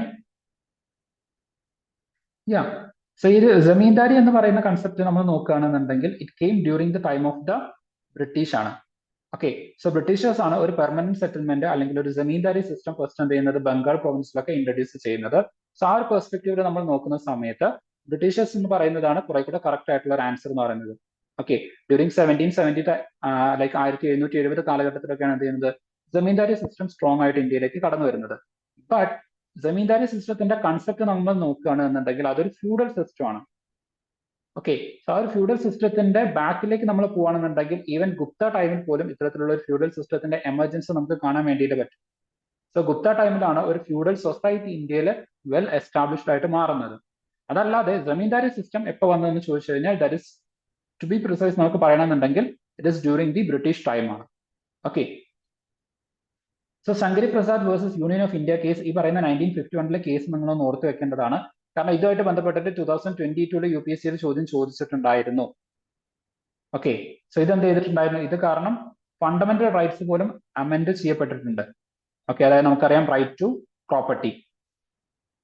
okay, right to property under article 19 ഇതെന്ത് ചെയ്തിട്ടുണ്ടായിരുന്നു, റിമൂവ് ചെയ്യപ്പെട്ടിട്ടുണ്ട്. ഓക്കെ, സോ അതിന് ഒരു ലാൻഡ് റിഫോംസ് ഇംപ്ലിമെന്റ് ചെയ്യാൻ വേണ്ടിയിട്ട് കൊണ്ടുവന്നതാണ്. So Shankari Prasad versus Union of India case 1951 നമ്മുടെ ഫസ്റ്റ് കോൺസ്റ്റിറ്റ്യൂഷണൽ അമെന്റ്മെന്റ് ആക്ടും അതുപോലെ തന്നെ എന്താ പറയുക 9th ഷെഡ്യൂള് ഇതൊക്കെ വരാൻ കാരണമായിട്ടുള്ള ഒരു മേജർ സുപ്രീം കോർട്ട് കേസ് ആണ് Shankari Prasad versus Union of India case എന്ന് പറയുന്നത്. നിങ്ങൾ ഓൾറെഡി പൊളിറ്റി പഠിച്ച സമയത്ത് പഠിച്ചിട്ടുണ്ടായിരിക്കും. So that upheld the first constitutional amendment enabling land reforms. Okay. Yeah, okay, sorry, Article 31. Article 31. Okay, so like first constitutional amendment act എന്ത് ചെയ്തിട്ടുണ്ടായിരുന്നു, ഇത് റീഫോം ചെയ്തിട്ടുണ്ടായിരുന്നു. ഓക്കെ, ത്രൂ ദിസ് എന്ത് ചെയ്തിട്ടുണ്ട്, നമ്മുടെ റൈറ്റ് ടു പ്രോപ്പർട്ടി എന്ത് ചെയ്തിട്ടുണ്ടായിരുന്നു, എടുത്തു കളഞ്ഞിട്ടുണ്ടായിരുന്നു. ഓക്കെ, സോ അതും കൂടെ ജസ്റ്റ് ഒന്ന് എന്ത് ചെയ്യാം, ഓർത്ത് വെക്കാം. ദെൻ ഇതിന്റെ മേജർ ഒബ്ജക്റ്റീവ്സ് എന്തൊക്കെയായിരുന്നു, ലാൻഡ് റിഫോംസ് കൊണ്ടുവരുന്നതിനുള്ള മേജർ ആയിട്ടുള്ള ഒബ്ജക്റ്റീവ്സ് അല്ലെങ്കിൽ ഫോർ എക്സാമ്പിൾ നമ്മുടെ അടുത്ത് UPSC ചോദിക്കുകയാണ് ലാൻഡ് റിഫോംസ് ആയിട്ട് ബന്ധപ്പെട്ടുകൊണ്ട് ഏതെങ്കിലും ഒരു ചോദ്യങ്ങൾ നമ്മളെടുത്ത് വരികയാണ്. ഫോർ എക്സാമ്പിൾ ലൈക്ക് അതിന്റെ ഒരു ലൈക്ക് സക്സസ് റേറ്റ് എന്തായിരുന്നു, അല്ലെങ്കിൽ അതിന്റെ സക്സസ് എന്തായിരുന്നു, ഫെയിലിയറിനുള്ള റീസൺസ് എന്തായിരുന്നു, ഇങ്ങനെയൊക്കെ ചോദിച്ചു കഴിഞ്ഞാൽ we have to focus on the objectives. ആ ഒബ്ജക്റ്റീവ്സ് അതിനെ ഫുൾഫിൽ ചെയ്യാൻ പറ്റിയിട്ടുണ്ടെങ്കിൽ it succeeded or it was successful. അങ്ങനെ ചെയ്യാൻ പറ്റിയിട്ടില്ല എന്നുണ്ടെങ്കിൽ it was a failure. Okay, so ഇതിന്റെ ബേസിലായിരിക്കണം നിങ്ങളുടെ മെയിൻസ് ആൻസേഴ്സിന്റെ അനാലിസിസ് വരേണ്ടത്. So the first objective was like land ceiling. Okay, land ceiling അതെന്ന് വെച്ച് കഴിഞ്ഞാൽ first to prevent the concentration ആയിരുന്നു. ദാറ്റ് ആസ് നമുക്കറിയാം ഇന്ത്യൻ കോൺസ്റ്റിറ്റ്യൂഷനിൽ there is a provision called in DPSP to prevent the accumulation of the wealth or the concentration of the wealth. Okay, so to prevent the concentration of the wealth or the accumulation of the wealth. അപ്പം ആ ഒരു പെർസ്പെക്റ്റീവിലാണ് land ceiling എന്ത് ചെയ്യുന്നത് വരുന്നത്. Then അതേപോലെ തന്നെ like land redistribution. ഒരാൾക്ക് കൈവശം വെക്കാൻ പറ്റാവുന്ന ലാൻഡ് ഫോർ എക്സാമ്പിൾ അത് 5 acre ആയിട്ട് ലിമിറ്റ് ചെയ്യും. അപ്പൊ സ്വാഭാവികമായിട്ടും ഇതിൽ കൂടുതൽ ലാൻഡ് ഉള്ള ആളുകളുടെ അടുത്ത് നിന്ന് ആ ലാൻഡ് പിടിച്ചെടുത്തിട്ട് എന്ത് ചെയ്യും, ലാൻഡ്ലെസ് ആയിട്ടുള്ള പൂർ ആയിട്ടുള്ള ആളുകൾക്ക് അത് എന്ത് ചെയ്യും, ലാൻഡ് ഡിസ്ട്രിബ്യൂട്ട് ചെയ്യും. Okay, so this is land ceiling resulted in land redistribution. ഇത് എന്തായിരുന്നു, ഒരു ഒബ്ജക്റ്റീവ് ആയിരുന്നു. Okay, then comes like the tenancy reform. Tenancy reform നമ്മൾ നേരത്തെ പറഞ്ഞ പോലെ ഫ്യൂഡൽ സിസ്റ്റത്തിന്റെ അല്ലെങ്കിൽ ബ്രിട്ടീഷ് ഫ്യൂഡൽ സിസ്റ്റത്തിന്റെ കാലഘട്ടത്തിൽ ബ്രിട്ടീഷുകാരുടെ കുടികിടപ്പുകാരായിട്ട് അല്ലെങ്കിൽ അന്നത്തെ കാലത്ത് ജന്മിമാരുടെ കുടികിടപ്പുകാരായിട്ട് നിന്നിട്ടുണ്ടായിരുന്ന അല്ലെങ്കിൽ അവിടെ അവരുടെ തൊഴിലിടങ്ങളിൽ ജോലി ചെയ്തിട്ടുണ്ടായിരുന്ന ആളുകൾക്ക് അവരുടെ ലാൻഡിന് മുകളിൽ അവകാശങ്ങളോ അധികാരങ്ങളോ ഒന്നും ഉണ്ടായിരുന്നില്ല. എപ്പോൾ വേണമെങ്കിലും അവരെന്ത് ചെയ്യായിരുന്നു, അവിടെ നിന്ന് ഇറക്കി വിടാൻ പറ്റുമായിരുന്നു. Okay, they can be evacuated at any point of time. അതുകൊണ്ട് തന്നെ സ്വാഭാവികമായിട്ടും അത്തരത്തിലുള്ള ആളുകൾക്ക് ആ ലാൻഡിന്റെ മുകളിൽ ഒരു റൈറ്റ് കൊടുക്കുന്നതിനും കൂടെ എന്ത് ചെയ്തിട്ടുണ്ട്, ലാൻഡ് റിഫോംസ് അതിന്റെ ഒരു ഒബ്ജക്റ്റീവ് ആയിട്ട് നിന്നിട്ടുണ്ട്. Okay, so first one was to secure a tenure. ഒരു മിനിമം പീരീഡ് ഓഫ് ടൈം അവരെന്തായിരിക്കണം, അവർക്ക് അവിടെ നിൽക്കാൻ വേണ്ടിയിട്ടുള്ള പെർമിഷൻ. അതേപോലെ തന്നെ എന്തായിരുന്നു, ഫെയർ റെന്റ്. ഇപ്പൊ സ്വാഭാവികമായിട്ടും ഒരാളെ നമുക്ക് നമ്മുടെ സ്ഥലത്ത് നിന്ന് പുറത്താക്കാൻ പറ്റുന്നില്ല, അല്ലെങ്കിൽ ആസ് പെർ ലോ നമുക്ക് അയാളെ പുറത്താക്കാൻ പറ്റില്ല. അയാൾ പോകുന്ന സമയത്ത് പോവുക എന്നല്ലാതെ നമുക്ക് അയാളെ പുറത്താക്കാൻ പറ്റില്ല എന്നാണെങ്കിൽ നമ്മൾ എന്ത് ചെയ്യും, റെന്റ് കൂട്ടി ചോദിക്കും. ഓക്കെ, സോ അത്തരത്തില് റെന്റ് കൂട്ടാൻ വേണ്ടിയിട്ട് പറ്റില്ല. We can only ask for A fair rent. അപ്പൊ ഇതിലൂടെ എന്ത് ചെയ്യുന്നുണ്ട്, ഒരു സ്ഥലത്ത് കുടികിടപ്പുകാരനായിട്ട് ഒരു ടെനന്റ് ആയിട്ട് നിൽക്കുന്ന ആളുകൾക്ക് അവരുടെ ഭൂമി കുറെ കാലം കൂടെ അവരുടെ കൈവശം വെക്കുന്നതിന് വേണ്ടിയിട്ട് എന്ത് ചെയ്യുന്നുണ്ട്, അവകാശങ്ങൾ കിട്ടുന്നുണ്ട്. Then comes like the land consolidation.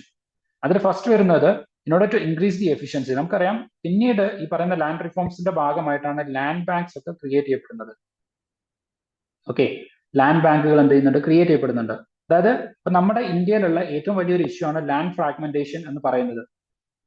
Okay, division of the land അല്ലെങ്കിൽ ലാൻഡ് ഫ്രാഗ്മെന്റേഷൻ. നമുക്കറിയാം ഒരു ഏരിയയിൽ അഗ്രികൾച്ചർ നമ്മൾ നടത്തുന്ന സമയത്ത് അവിടെ മെക്കാനൈസേഷൻ ഓഫ് ദി അഗ്രികൾച്ചർ നമുക്ക് ഫീസിബിൾ ആവണം അല്ലെങ്കിൽ അത് പ്രോഫിറ്റബിൾ ആവണം എന്നുണ്ടെങ്കിൽ ലാർജ് ഏരിയ ഓഫ് ലാൻഡിലേക്ക് നമ്മൾ ഇത്തരത്തിലുള്ള മെക്കാനൈസേഷൻ കൊണ്ടുവന്നാലേ അതുകൊണ്ട് കാര്യമുള്ളൂ.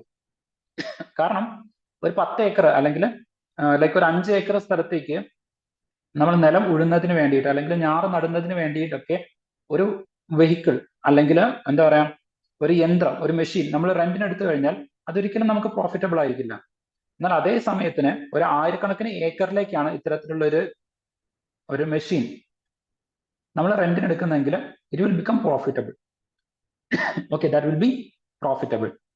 അപ്പം ഇത്തരത്തില് ഒരു ലാർജ് ഏരിയ നമുക്ക് ലാൻഡ് ഡിപ്ലോയ്മെന്റ് അല്ലെങ്കിൽ മെഷീൻ ഡിപ്ലോയ്മെന്റ് നടത്താൻ വേണ്ടിയിട്ട് ഇത്തരത്തിൽ നിയർ ബൈ ആയിട്ടുള്ള ലാൻഡുകൾ മുഴുവൻ നമ്മൾ എന്ത് ചെയ്യും, ഒരു സിംഗിൾ ഓണർഷിപ്പിന്റെ അണ്ടറിലേക്ക് കൊണ്ടുവരും. അതിനാണ് ലാൻഡ് കൺസോളിഡേഷൻ എന്ന് പറയുന്നത്. ഓക്കെ, സോ അതിന് വേണ്ടിയിട്ട് നമ്മൾ ലാൻഡ് ബാങ്ക് എന്ത് ചെയ്തു, ക്രിയേറ്റ് ചെയ്തിട്ടുണ്ട്. So that will increase the productivity. കാരണം എന്ത് ചെയ്യാം, നമുക്ക് മെക്കനൈസേഷൻ കൂടും. മെക്കനൈസേഷൻ ഓഫ് ദ ഫാമിംഗ് എന്ത് ചെയ്യും, ഇത് കാരണം നമുക്ക് കൂട്ടാൻ വേണ്ടിയിട്ട് പറ്റും. സോ സ്വാഭാവികമായിട്ടും എന്ത് സംഭവിക്കും, പ്രോഫിറ്റ് കൂടും. ലൈക്ക് ഈ പറയുന്ന പോലെ ലേബർ അല്ലെങ്കിൽ എഫേർട്ട് നമുക്ക് എന്ത് ചെയ്യാൻ വേണ്ടിയിട്ട് കുറയ്ക്കാൻ വേണ്ടിയിട്ട് പറ്റും. ഓക്കെ, സോ അതേപോലെ തന്നെ ഇത്തരത്തിലുള്ള ലാൻഡ് കൺസോളിഡേഷൻ നടന്നു കഴിഞ്ഞാൽ മാത്രമേ ഇൻഫ്രാസ്ട്രക്ചറൽ പ്രോജക്ട്സ് നമുക്ക് നടത്താൻ വേണ്ടിയിട്ട് പറ്റുള്ളൂ. അപ്പൊ നമുക്കറിയാം നമ്മുടെ കേരളത്തിൽ തന്നെ NH-66 വന്നുകൊണ്ടിരിക്കുകയാണ്. അതുപോലെ തന്നെ ലൈക്ക് ഗ്രീൻഫീൽഡ് ഹൈവേ വരുന്നുണ്ട്. അതേപോലെ തന്നെ എന്ത് വരുന്നുണ്ട്, കോസ്റ്റൽ ഹൈവേ അല്ലെങ്കിൽ തീരദേശ ഹൈവേ വരുന്നുണ്ട്. അപ്പൊ ഇത്തരത്തിലുള്ള ഹൈവേ കൺസ്ട്രക്ഷന് കേരളത്തിൽ നേരിട്ടുന്ന ഏറ്റവും വലിയൊരു വെല്ലുവിളി എന്ന് പറയുന്നത് ലാൻഡ് അക്വസിഷൻ ആയിരുന്നു. Land acquisition. നമ്മൾ ലൈക്ക് ഒരു റോഡിന്റെ അടുത്തോടുള്ള സ്ഥലങ്ങൾ ഏറ്റെടുക്കുന്ന സമയത്ത് കുറച്ചുപേര് വിട്ടുതരും, കുറച്ചുപേര് നമുക്ക് എന്ത് ചെയ്യില്ല, ലാൻഡ് വിട്ടുതരില്ല. അപ്പം അതും സംഭവിക്കാൻ വേണ്ടിയിട്ട് പാടില്ല. അപ്പൊ നമുക്കൊരു ഇൻഡസ്ട്രിയൽ എസ്റ്റാബ്ലിഷ്മെന്റ് നടക്കണമെങ്കിൽ ഈ ലാൻഡ് അക്വസിഷൻ ഒരുപാട് സമയം എടുക്കുന്ന സമയത്ത് it will lead to delay in implementation of the project. So ഈ ഡിലേ എന്ന് പറയുന്നത് that is leading to the financial loss ആണ്. അതേപോലെ തന്നെ കോസ്റ്റ് ഓവർ റൺ. നമുക്ക് ഫിക്സ് ചെയ്തിട്ടുള്ള ആ ഒരു കോസ്റ്റിനെക്കാട്ടും കൂടുതൽ കോസ്റ്റ് പിന്നെ എന്ത് ചെയ്യേണ്ടി വരും, കൊടുക്കേണ്ടി വരും. സോ കോസ്റ്റ് ഓവർ റണ്ണും അതുപോലെ തന്നെ ഫൈനാൻഷ്യൽ വയബിലിറ്റി കുറയും. ഓക്കെ, ഈവൻ ലൈക്ക് ഇതിന്റെ ഇന്റൻഡഡ് ബെനിഫിറ്റും കൂടെ കുറയും. പക്ഷേ ഫോർ എക്സാമ്പിൾ നമ്മളൊരു റോഡ് ഉണ്ടാക്കാൻ വേണ്ടി വിചാരിച്ചുകൊണ്ടിരിക്കുകയായിരുന്നു. ആ സമയത്താണ് അവിടെ എന്ത് ചെയ്യുന്നത്, ലൈക്ക് മോർ റെയിൽവേസ് വരുന്നത്. സോ കൂടുതലായിട്ട് ആളുകൾ റെയിൽവേയിലേക്ക് വീണ്ടും ഷിഫ്റ്റ് ചെയ്യുന്ന സമയത്ത് ലാൻഡിലൂടെ അല്ലെങ്കിൽ റോഡിലൂടെയുള്ള ട്രാൻസ്ഫർ അല്ലെങ്കിൽ ട്രാൻസ്പോർട്ടേഷൻ എന്ത് ചെയ്യും, കുറയും. അപ്പോൾ ഒരു ഫൈനാൻഷ്യൽ വയബിലിറ്റി കുറയുന്നതിന് എന്ത് ചെയ്യും, ഇത്തരത്തിലുള്ള ഡിലേസ് കാരണമാകുന്നുണ്ട്. അപ്പം ഇതും കൂടെ പ്രിവെന്റ് ചെയ്യാൻ വേണ്ടിയിട്ടാണ് ലാൻഡ് കൺസോളിഡേഷൻ നമ്മൾ എന്ത് ചെയ്യുന്നത്, ഇംപ്ലിമെന്റ് ചെയ്യുന്നത്. ദെൻ ലോർഡ് കോൺവാലിസിന്റെ സമയത്താണ് എന്ത് ചെയ്യുന്നത്, 1793 ഈ പറയുന്ന ജമീന്ദാരി സിസ്റ്റം ഫസ്റ്റ് ടൈം ഒരു പെർമനന്റ് ആയിട്ട് as per this permanent settlement ആക്ടിന്റെ അണ്ടറിൽ ഇന്ത്യയിൽ എന്ത് ചെയ്യുന്നത്, ഇൻസ്റ്റിറ്റ്യൂഷണലൈസ് ചെയ്യപ്പെടുന്നത്. ഓക്കെ, സോ ഇതൊന്ന് ഓർത്ത് വെക്കുക. ലോർഡ് കോൺവാലിസ് ഈ പെർമനന്റ് സെറ്റിൽമെന്റ് സിസ്റ്റമായിട്ട് ബന്ധപ്പെട്ടുള്ള ചോദ്യം ഓൾറെഡി UPSC ചോദിച്ചിട്ടുള്ളതാണ്. അപ്പോൾ ലൈക്ക് ജമീന്ദാരി സിസ്റ്റത്തിന് പകരം നിങ്ങൾക്ക് ചിലപ്പോൾ റോയത്ത്വാരി അല്ലെങ്കിൽ മഹൽവാരി ഒക്കെ ആയിട്ട് ബന്ധപ്പെട്ടിട്ടുള്ള ഫിലിംസ് ക്വസ്റ്റ്യൻസ് നിങ്ങൾക്ക് എക്സ്പെക്ട് ചെയ്യാൻ പറ്റുന്നതാണ്. സോ നമുക്കറിയാം ആ സമയത്ത് ഓൾമോസ്റ്റ് ലൈക്ക് 1/11%. ഇത് മാത്രമായിരുന്നു ഇന്ത്യക്കാർക്ക് അല്ലെങ്കിൽ ജമീന്ദാർമാർക്ക് ഉണ്ടായിരുന്ന ലാൻഡ് റവന്യൂ എന്ന് പറയുന്നത്. ബാക്കി വരുന്ന 89% ആർക്കുള്ളതായിരുന്നു, it is to the Britishers ആയിരുന്നു. ഓക്കെ, സോ 89% ബ്രിട്ടീഷേഴ്സും ബാക്കി വരുന്ന ഒരു 11% മാത്രം അല്ലെങ്കിൽ ഒരു ലൈക്ക് 1/9% മാത്രമായിരുന്നു എന്തെന്ന് പറയുന്നത്, ജമീന്ദാർമാർക്ക് കിട്ടിയിരുന്നത്. അപ്പൊ സ്വാഭാവികമായിട്ടും ഈ നികുതി മുഴുവൻ കളക്ട് ചെയ്യപ്പെടുന്നത് ടെനൻസിന്റെ അടുത്തു നിന്നാണ്. അവർക്ക് എന്ത് ചെയ്യില്ല, ആസറ്റ് ഒന്നും കിട്ടിയിരുന്നില്ല. So it's like a huge amount of the revenue. ഇത് നമുക്ക് എവിടെ കോട്ട് ചെയ്യാൻ വേണ്ടിയിട്ട് പറ്റും? ഫോർ എക്സാമ്പിൾ കുറച്ചു കാലം മുമ്പ് UPSC മെയിൻസിൽ ചോദിച്ചിട്ടുള്ളതായിരുന്നു പോവേർട്ടി. അതായത് ബ്രിട്ടീഷ് സമയത്ത് ഇന്ത്യയിൽ പോവേർട്ടി എന്ന് പറയുന്നത്, poverty and famine were more frequent. അതിന്റെ കാരണം ചോദിച്ചിട്ടുണ്ടായിരുന്നു. അതിന്റെ വൺ റീസൺ എന്ന് പറയുന്നത് ഇത്തരത്തിലുള്ള ജമീന്ദാരി സെറ്റിൽമെന്റ് സിസ്റ്റം ആയിരുന്നു. Like 89% of the land tax അല്ലെങ്കിൽ production that they have to give to the Britishers. അപ്പൊ സ്വാഭാവികമായിട്ടും എന്ത് ചെയ്യില്ല, ആളുകളുടെ പക്കല് പണം അല്ലെങ്കിൽ ഇത്തരത്തിലുള്ള അവര് കൊയ്തെടുത്ത നെല്ല് അല്ലെങ്കിൽ അവർ കൊയ്തെടുത്തിട്ടുള്ള ഫുഡ് ഐറ്റംസ് അവരുടെ ഭാഗത്ത് ഉണ്ടാവില്ല. ഓക്കെ, സോ ഇതാണ് എന്ത് ചെയ്യുന്നത്, പോവേർട്ടി ആൻഡ് ഫാമിൻ ബ്രിട്ടീഷ് എറയിൽ വളരെയധികം കൂടാനുള്ള ഒരു റീസൺ എന്ന് പറയുന്നത്. So it's like an input for that particular question. Then comes like the ownership rights. Okay, so zamindar had the absolute control എന്ന് വെച്ച് കഴിഞ്ഞാൽ ഏത് സമയത്തും അവിടെ നിന്ന് എന്ത് ചെയ്യാം, ഒരു ടെനന്റിനെ എവിക്ട് ചെയ്യാം. Okay, then comes like state practicing zamindari. ഇപ്പൊ ഡിഫറെന്റ് ആയിട്ടുള്ള സ്റ്റേറ്റുകൾ ഇത് എവിടെയായിരുന്നു കൂടുതലായിട്ട് പ്രാക്ടീസ് ചെയ്തിരുന്നത് എന്നും കൂടെ നിങ്ങൾ അറിയണം. കാരണം 2023 I think, if I am correct, 2023 or like 2024 recent ആയിട്ടുള്ള 2 ഇയറിൽ UPSC ചോദിച്ചിട്ടുള്ളതാണ്. In some state zamindari abolition അല്ലെങ്കിൽ land reform were successful but not in other state. അപ്പൊ അതിന്റെ റീസൺസ് എന്തായിരുന്നു എന്ന് ചോദിച്ചിട്ടുണ്ട്. ചില സംസ്ഥാനങ്ങളിൽ മാത്രം ലാൻഡ് റിഫോംസ് എന്ന് പറയുന്നത് ഒരു സക്സസ്ഫുൾ ആയിരുന്നു, പക്ഷെ മറ്റു സംസ്ഥാനങ്ങളിൽ അത് എന്തായിരുന്നില്ല, സക്സസ്ഫുൾ ആയിരുന്നില്ല. അതിന്റെ കാരണം എന്ത് ചെയ്തിട്ടുണ്ട്, UPSC ചോദിച്ചിട്ടുണ്ട്. ഓക്കെ, സോ മേജർ ആയിട്ട് അല്ലെങ്കിൽ പ്രിവലന്റ് ആയിട്ട് ജമീന്ദാരി സിസ്റ്റം ഉണ്ടായിരുന്നത് വെസ്റ്റ് ബംഗാളിലായിരുന്നു. നമുക്കറിയാം ഈസ്റ്റേൺ പാർട്ട് ഓഫ് ഇന്ത്യയിലാണ് എന്ത് ചെയ്തിട്ടുള്ളത്, ജമീന്ദാരി സിസ്റ്റം കൊണ്ടുവന്നിട്ടുള്ളത്. നമ്മുടെ സൗത്തിലേക്ക് വരുന്ന സമയത്ത് റോയത്ത്വാരി സിസ്റ്റം ആയിരുന്നു. അതുപോലെ തന്നെ ലൈക്ക് വെസ്റ്റിലേക്ക് പോകുന്ന സമയത്ത് മഹൽവാരി സിസ്റ്റം ആയിരുന്നു ബ്രിട്ടീഷേഴ്സ് എന്ത് ചെയ്തിട്ടുള്ളത്, ഇംപ്ലിമെന്റ് ചെയ്തിട്ടുണ്ടായിരുന്നത്. അപ്പം ജമീന്ദാരി സിസ്റ്റം പ്രിവലന്റ് ആയിട്ട് നിന്നിരുന്ന സ്റ്റേറ്റ്സ് ഏതൊക്കെയാണെന്ന് ചോദിച്ചു കഴിഞ്ഞാൽ West Bengal, Bihar, Uttar Pradesh, Madhya Pradesh, Odisha and parts of Tamil Nadu and Andhra Pradesh. ഇത്രയും പ്രദേശങ്ങളിലായിരുന്നു at some point of time ഈ പറയുന്ന ജമീന്ദാരി സിസ്റ്റം നിലനിന്നിരുന്നത്. And what was it social impact? Social impact എന്താണെന്ന് ചോദിച്ചു കഴിഞ്ഞാൽ that led to like high rent.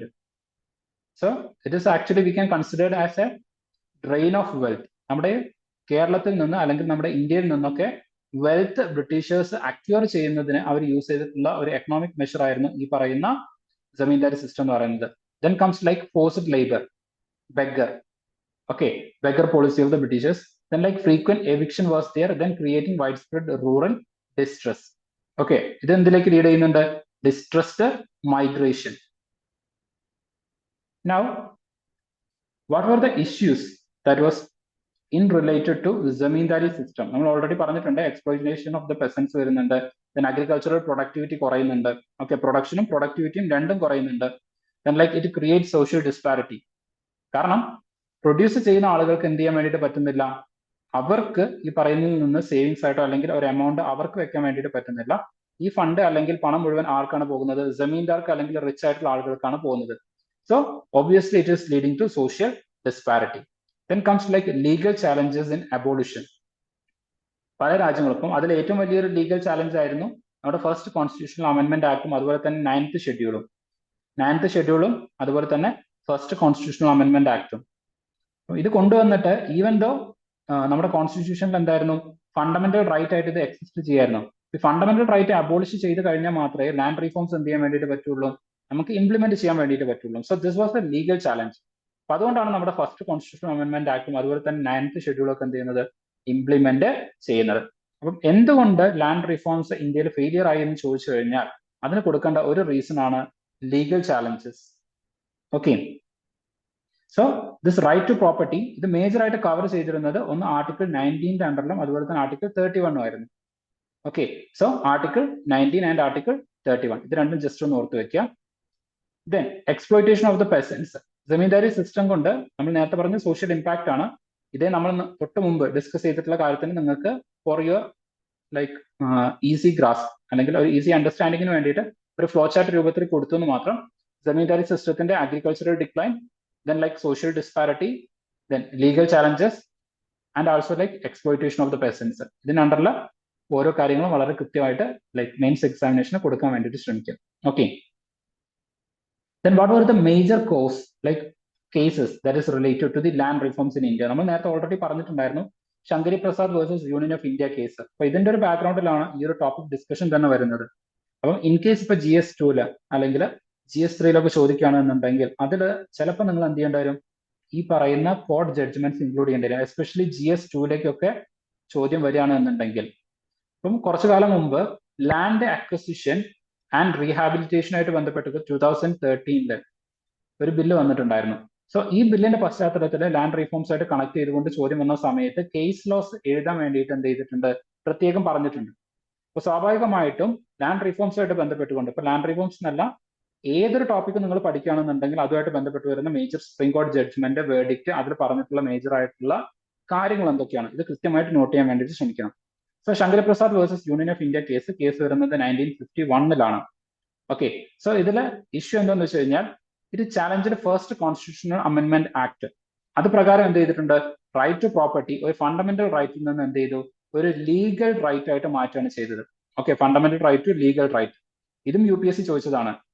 അതായത് current status of the right to property എന്താണെന്നുള്ളത്, ഫണ്ടമെന്റൽ റൈറ്റ് ആണോ, കോൺസ്റ്റിറ്റ്യൂഷണൽ റൈറ്റ് ആണോ, ലീഗൽ റൈറ്റ് ആണോ എന്നുള്ള രൂപത്തിൽ എന്ത് ചെയ്തിട്ടുണ്ട്, ചോദ്യം വന്നിട്ടുണ്ടായിരുന്നു. സോ അതെന്ത് ചെയ്തിട്ടുണ്ടായിരുന്നു, ഒരു ഫണ്ടമെന്റൽ റൈറ്റിൽ നിന്ന് ഒരു ലീഗൽ റൈറ്റ് ആയിട്ട് അത് മാറുകയായിരുന്നു ചെയ്തിട്ടുണ്ടായിരുന്നു. Okay, that placed zamindari abolition act under the 9th schedule. So ഒരു ലോ 9th ഷെഡ്യൂളിന്റെ അണ്ടറിൽ വന്നു കഴിഞ്ഞാൽ എന്താണ് സംഭവിക്കുക, ഒരു ലോയെ 9th ഷെഡ്യൂളിന്റെ അണ്ടറിലേക്ക് കൊണ്ടുവന്നു കഴിഞ്ഞാൽ എന്ത് സംഭവിക്കാം? ഞാൻ പറഞ്ഞത് കറന്റ് സ്റ്റാറ്റസ് അല്ല, ഡ്യൂറിംഗ് ദ ടൈം ഓഫ് ഈ പറയുന്ന 1951 സമയത്ത് 9th ഷെഡ്യൂൾ കൊണ്ടുവന്ന സമയത്ത് ഒരു ആക്ട് അതിന്റെ അണ്ടറിൽ കൊണ്ടുവന്നിട്ടുണ്ടായിരുന്നെങ്കിൽ എന്ത് സംഭവിക്കും?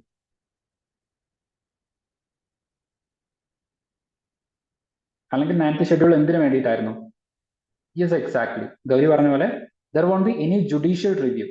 ഓക്കെ, ജുഡീഷ്യൽ റിവ്യൂ റെസ്ട്രിക്ട് ചെയ്യുന്നതിന് വേണ്ടിയിട്ട് കൊണ്ടുവന്നിട്ടുള്ളതായിരുന്നു എന്തെന്ന് പറയുന്നത് 9th ഷെഡ്യൂൾ. ഓക്കെ, സോ നമുക്കറിയാം ഏതൊരു ലോയും it has to pass the constitutional validity. Constitutional validity അല്ലെങ്കിൽ കോൺസ്റ്റിറ്റ്യൂഷൻ അഗെയിൻസ്റ്റ് ആയിട്ട് നിൽക്കുന്ന no law sustains or like gains the support of the legal action. അല്ലെങ്കിൽ ഒരു ലീഗൽ ആക്ഷൻ നമുക്ക് എന്ത് ചെയ്യാൻ വേണ്ടിയിട്ട് പറ്റില്ല, കോൺസ്റ്റിറ്റ്യൂഷണൽ സപ്പോർട്ട് ഇല്ലാത്ത ഒരു ലോ വെച്ചുകൊണ്ട് നമുക്ക് എടുക്കാൻ വേണ്ടിയിട്ട് പറ്റില്ല. അപ്പോൾ കോൺസ്റ്റിറ്റ്യൂഷണൽ വാലിഡിറ്റി ഇല്ലാത്ത ലോസ് ഒക്കെ എന്ത് ചെയ്യപ്പെടും, അബോളിഷ് ചെയ്യപ്പെടും. അപ്പൊ അത് ഒഴിവാക്കാൻ വേണ്ടിയിട്ടാണ് ഈ പറയുന്ന 9th ഷെഡ്യൂൾ ഇൻട്രൊഡ്യൂസ് ചെയ്തിട്ടുള്ളത്, in order to restrict the judicial review. Then what were its outcomes? So അതിലൊരു ഫസ്റ്റ് ഔട്ട്കം എന്ന് പറയുന്നത്, the Supreme Court upheld the amendment, first Constitutional Amendment Act upheld ചെയ്തു, ruling that the Parliament had the power to amend the Constitution including fundamental right.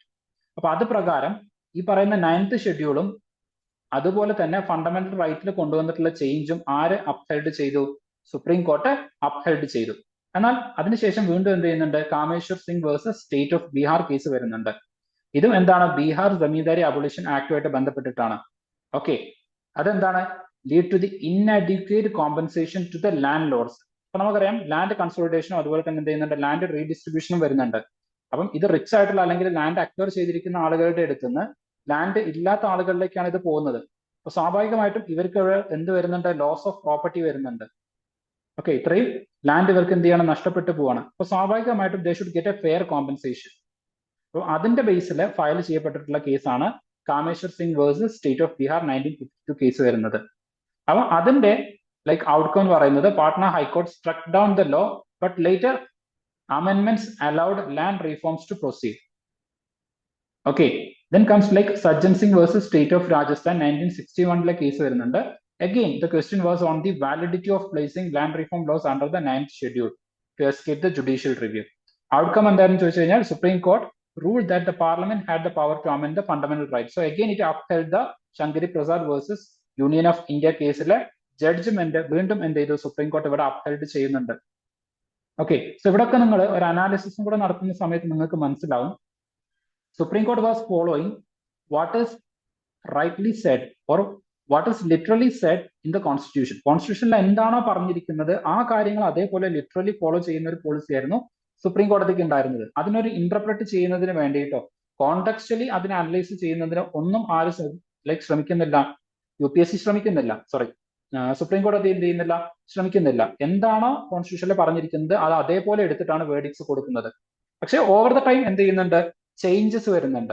Supreme കോടതിയുടെ ഈ ഒരു പോളിസിയിലെ changes വരുന്നുണ്ട്. Okay, then comes like Golaknath versus State of Punjab case in 1967. Whether Parliament could amend fundamental right including right to property. ഇതാണ് വീണ്ടും ചോദ്യം എന്ന് പറയുന്നത്. Then Supreme Court reversed its earlier stance, ruling that the fundamental right could not be amended. Okay, so അതുവരെ ഉണ്ടായിരുന്ന supreme കോടതിയുടെ stand ഇവിടെ change ആവുന്നത് നിങ്ങൾക്ക് കാണാം. So it's like a phase change. Okay, ഒരു ലിറ്ററൽ ഇന്റർപ്രിട്ടേഷനിൽ നിന്ന് സുപ്രീം കോടതി എന്തിലേക്ക് മാറുന്നുണ്ട്, ഒരു ലിബറൽ ഇന്റർപ്രിട്ടേഷനിലേക്ക് മാറുകയാണ്. ഓക്കെ, എന്താണോ എഴുതി വെച്ചത് ഒരു ലിറ്ററൽ ആയിട്ട് അതിനെ എടുക്കുന്നതിന് പകരം അതിനെ ലിബറൽ ആയിട്ട് കുറച്ചുകൂടെ എന്ത് ചെയ്യുന്നുണ്ട്, കോൺടെക്സ്റ്റലി അതിനെ ഇവാലുവേറ്റ് ചെയ്യുന്നതിലേക്ക് ആര് മാറുകയാണ്, സുപ്രീം കോടതി മാറുകയാണ്. Then Kesavananda Bharati versus state of Kerala, വളരെ പ്രശസ്തമായിട്ടുള്ള കേസുകളാണ്. ഇതുമായിട്ട് ബന്ധപ്പെട്ടിട്ട് ഒരുപാട് കാര്യങ്ങൾ നമുക്ക് പഠിക്കാനുണ്ട് കേശവാനന്ദ ഭാരതിയായിട്ട്. ബട്ട് അതിൽ ഒരേ ഒരു കാര്യം എന്ന് പറയുന്നത്, ലൈക്ക് ഇതുമായിട്ട് ബന്ധപ്പെട്ട് കോൺടെക്സ്റ്റ് നമ്മൾ അനലൈസ് ചെയ്യേണ്ടത്, parliament's power to amend the constitution അത് അബ്സല്യൂട്ട് ആണോ അല്ലേ, അതായത് ഫണ്ടമെന്റൽ റൈറ്റും കൂടെ അവർക്ക് അമെൻഡ് ചെയ്യാൻ പറ്റുമോ ഇല്ല എന്നുള്ളത്. ഇതിൽ ഒരു മേജർ ആയിട്ട് ഒരു ഡോക്ട്രൈൻ ആര് കൊണ്ടുവരുന്നുണ്ട്? സുപ്രീം കോടതി കൊണ്ടുവരുന്നുണ്ട്. സോ അന്ന് വരെ എന്താണോ പറഞ്ഞു വെച്ചത് അത് ചെയ്തുകൊണ്ടിരുന്ന സുപ്രീം കോടതി ഇപ്പം പുതിയതായിട്ട് ഇന്നോവേറ്റ് ചെയ്യുന്നുണ്ട്. So that is called judicial activism. So 1970 അല്ലെങ്കിൽ 1973 ശേഷം ജുഡീഷ്യറിക്ക് വീണ്ടും ഒരു ഫേസ് ചേഞ്ച് നടക്കുകയാണ്. That is called judicially active phase. Okay, so judicially active phase ഇതിന്റെ ഭാഗമായിട്ടാണ് സുപ്രീം കോടതി എന്ത് കൊണ്ടുവരുന്നത്? ബേസിക് സ്ട്രക്ചർ ഡോക്ട്രൈൻ ഒക്കെ ഇൻട്രൊഡ്യൂസ് ചെയ്യുന്നത്. എന്ന് വെച്ച് കഴിഞ്ഞാൽ there are like certain provisions അല്ലെങ്കിൽ certain values of the constitution which the parliament can not amend. അതിൽ വരുന്നതാണ് like secularism. Okay, fundamental right as it നമ്മുടെ ഒരു ബേസിക് സ്ട്രക്ചർ ആണോ എന്ന് ചോദിച്ചു കഴിഞ്ഞാൽ yes, of course we can say that certain fundamental rights are basic structure. So for example like secularism. എന്നാൽ നമുക്ക് ഫണ്ടമെന്റൽ റൈറ്റ്സ് അമെൻഡ് ചെയ്യാൻ പറ്റുമെന്ന് ചോദിച്ചു കഴിഞ്ഞാൽ definitely we can amend. So recent എന്ത് ചെയ്തിട്ടുണ്ടായിരുന്നു? വുമൺ റിസർവേഷൻ വന്നിട്ടുണ്ടായിരുന്നു. സോ വുമൺ റിസർവേഷൻ ബില്ല് വന്ന സമയത്ത് we amended the constitution. Okay, even fundamental rights were amended. അതേപോലെ തന്നെ എന്ത് ചെയ്യുന്നുണ്ട്? ചൈൽഡ് അതുപോലെ തന്നെ വുമൺ ഇവർക്ക് സ്പെഷ്യൽ റിസർവേഷൻ അല്ലെങ്കിൽ ഇവർക്ക് സ്പെഷ്യൽ കെയർ കൊടുക്കാൻ വേണ്ടിയിട്ട് 15(3) ഇതിന്റെ അണ്ടറിൽ എന്ത് ചെയ്യുന്നുണ്ട്? നമ്മൾ ചേഞ്ചസ് കൊണ്ടുവരുന്നുണ്ട്. ഓക്കെ, പിന്നീട് വീണ്ടും എന്ത് ചെയ്യുന്നുണ്ട്? ലൈക്ക് 39C ആൻഡ് 39B ഈ രണ്ട് പ്രൊവിഷൻസ് എന്ത് ചെയ്യുന്നുണ്ട്?